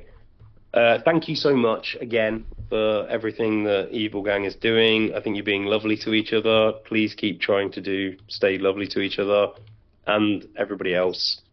I'm having fun. It's really, really fun to watch, and I'm loving all of the art. So I understand that some of you are sensitive about the AI art, and I do want to say that I've had some, like you said about working with cats versus working with cats. Okay, I have a question. Yeah, go on. It doesn't connect it to Kitten Beach or environmental stuff. Can I ask it? Yeah, okay. Yeah, sure. Yeah, so my question is about throughout all the time that I've been following Evil Gang and KCD stuff, you people have been telling, especially you, that you've met in Prague all these people from British theaters, acting stuff, and I'm starting to thinking that there is a huge diaspora of British people in Czech Republic. Is this true, or I'm just thinking too much about it? No. That's true. That's true. You're gonna see us. You'll see us pretty much in everything that's shot in Now I'm Prague. wondering if it's not a secret. If like, how does that happen? How does like they come from the other part of the sea? I know there's a sea between these continents, right? Mm-hmm. Oh, what? Like, how does that happen? How does this diaspora how do the Brits get to the Czech? To exist? Well, before Brexit, we had the EU, so basically you could travel anywhere, right? Because we had European citizenship. So it was just like effectively like the United States. You know, you could go and just set up shop pretty much anywhere as long as you kind of like played fair with the authorities and everything. It was great, and I love that about Europe. I think that's one of the best things about Europe, and because of that, there's a way. The Czechs are really good at film, and they have amazing kind of studios here, and so basically the local actors, the local British actors in that acting scene, the expat acting scene, often get these roles because of the quality of the English. But it's changed. I mean, that's changed over the years. Like, Czechs are speaking better English now, like, because when I got here, it was quite past the revolution, but like there was still, you know, the English wasn't amazing, you know, but the English is getting better and things are changing. Those actors are getting older and everything. But we do populate things like Armour and Stalker 2 and Kingdom Come, and we've all worked together in various things over the years. I've worked with the guy who played Hanush even, you know, in the first play I was in Prague. I was with Peter Hosking, and he's a fantastic actor. You know, I've seen him on stage many times, and I've worked with him on stage many times. He's brilliant. And Michael, you know, and Jim, and all these guys cross paths one way or the other.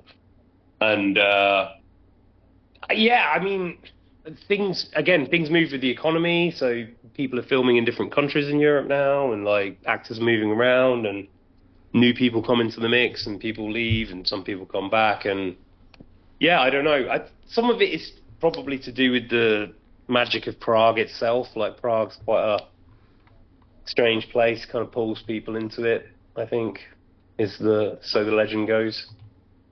Did that answer your question? Yeah. Thank you. Because how you mentioned, I've heard so many recurring names all the time, and I was just wondering that. Thank you so much. Yeah, no worries. I think I've said this before in other podcasts, but it's just a bit of a freak kind of coincidence of Stalker 2 coming out at the same time as KCD 2, and obviously me and Michael, like Michael's Faust in Stalker 2, and I'm Herman. So we're kind of the bad guys in that universe, and also, well, depending how you feel about Radzig, also the bad guys in Bohemia. Yeah, I also think that it's kind of like ironic in some way that there is a picture of you, an old picture with the Egyptian god Thoth. Like, yeah. Who could have thought that in some years he could have like been how do I put it? I know. Pun? Made a pun with the character that you would play. Yeah, I don't even know. I think it's ironic. I think it's cool. That. Yeah, no, what I find funny about that is the headdress as well. Like that chaperon. Yeah, absolutely. If you look at Thoth, he's got like a bit of a chaperon going on. So I don't know because obviously I didn't write it, and I only acted in it, but certainly when it comes to my playthrough, I will attempt to do a bit of a psychogeographical reading of the game, because I think that's where we're leaning. But yeah, no, it's weird. It's a little diaspora. It's a small pond, basically, and it changes. Like, as I said, some people come, some people go, some people come back. That happens pretty regularly. I don't know what's next, though. I honestly don't know. I don't have any information about what's next coming from this area. So I think people are just reacting to what's happening with Kitten Beach at the moment, and like, well, they did that thing where they said CDPR is being inspired by Kingdom Come and something else, Baldur's Gate, right? So I think everybody's just kind of like looking at things before they're making the next move, maybe. But I have no idea. I have no idea, and I have no idea whether I'll be in anything ever again either. But fascinating experience. Yeah, thank you so much again. Yeah, sorry. Yeah, thank you. Anyone else, or should we wrap it? It's midnight. Yeah, wrapping it up sounds good. Yeah, I think so too. Okay, thank you everybody. And again, like, please, you have my full blessings to go and do what you want with it. If you're interested in it, if your imagination is inspired, run with it. And it doesn't have to be, it doesn't have to be these characters. These characters are one set of characters, and you could do it anywhere. You could do it with pigeons, and yeah. So you have my blessing. Have a good night.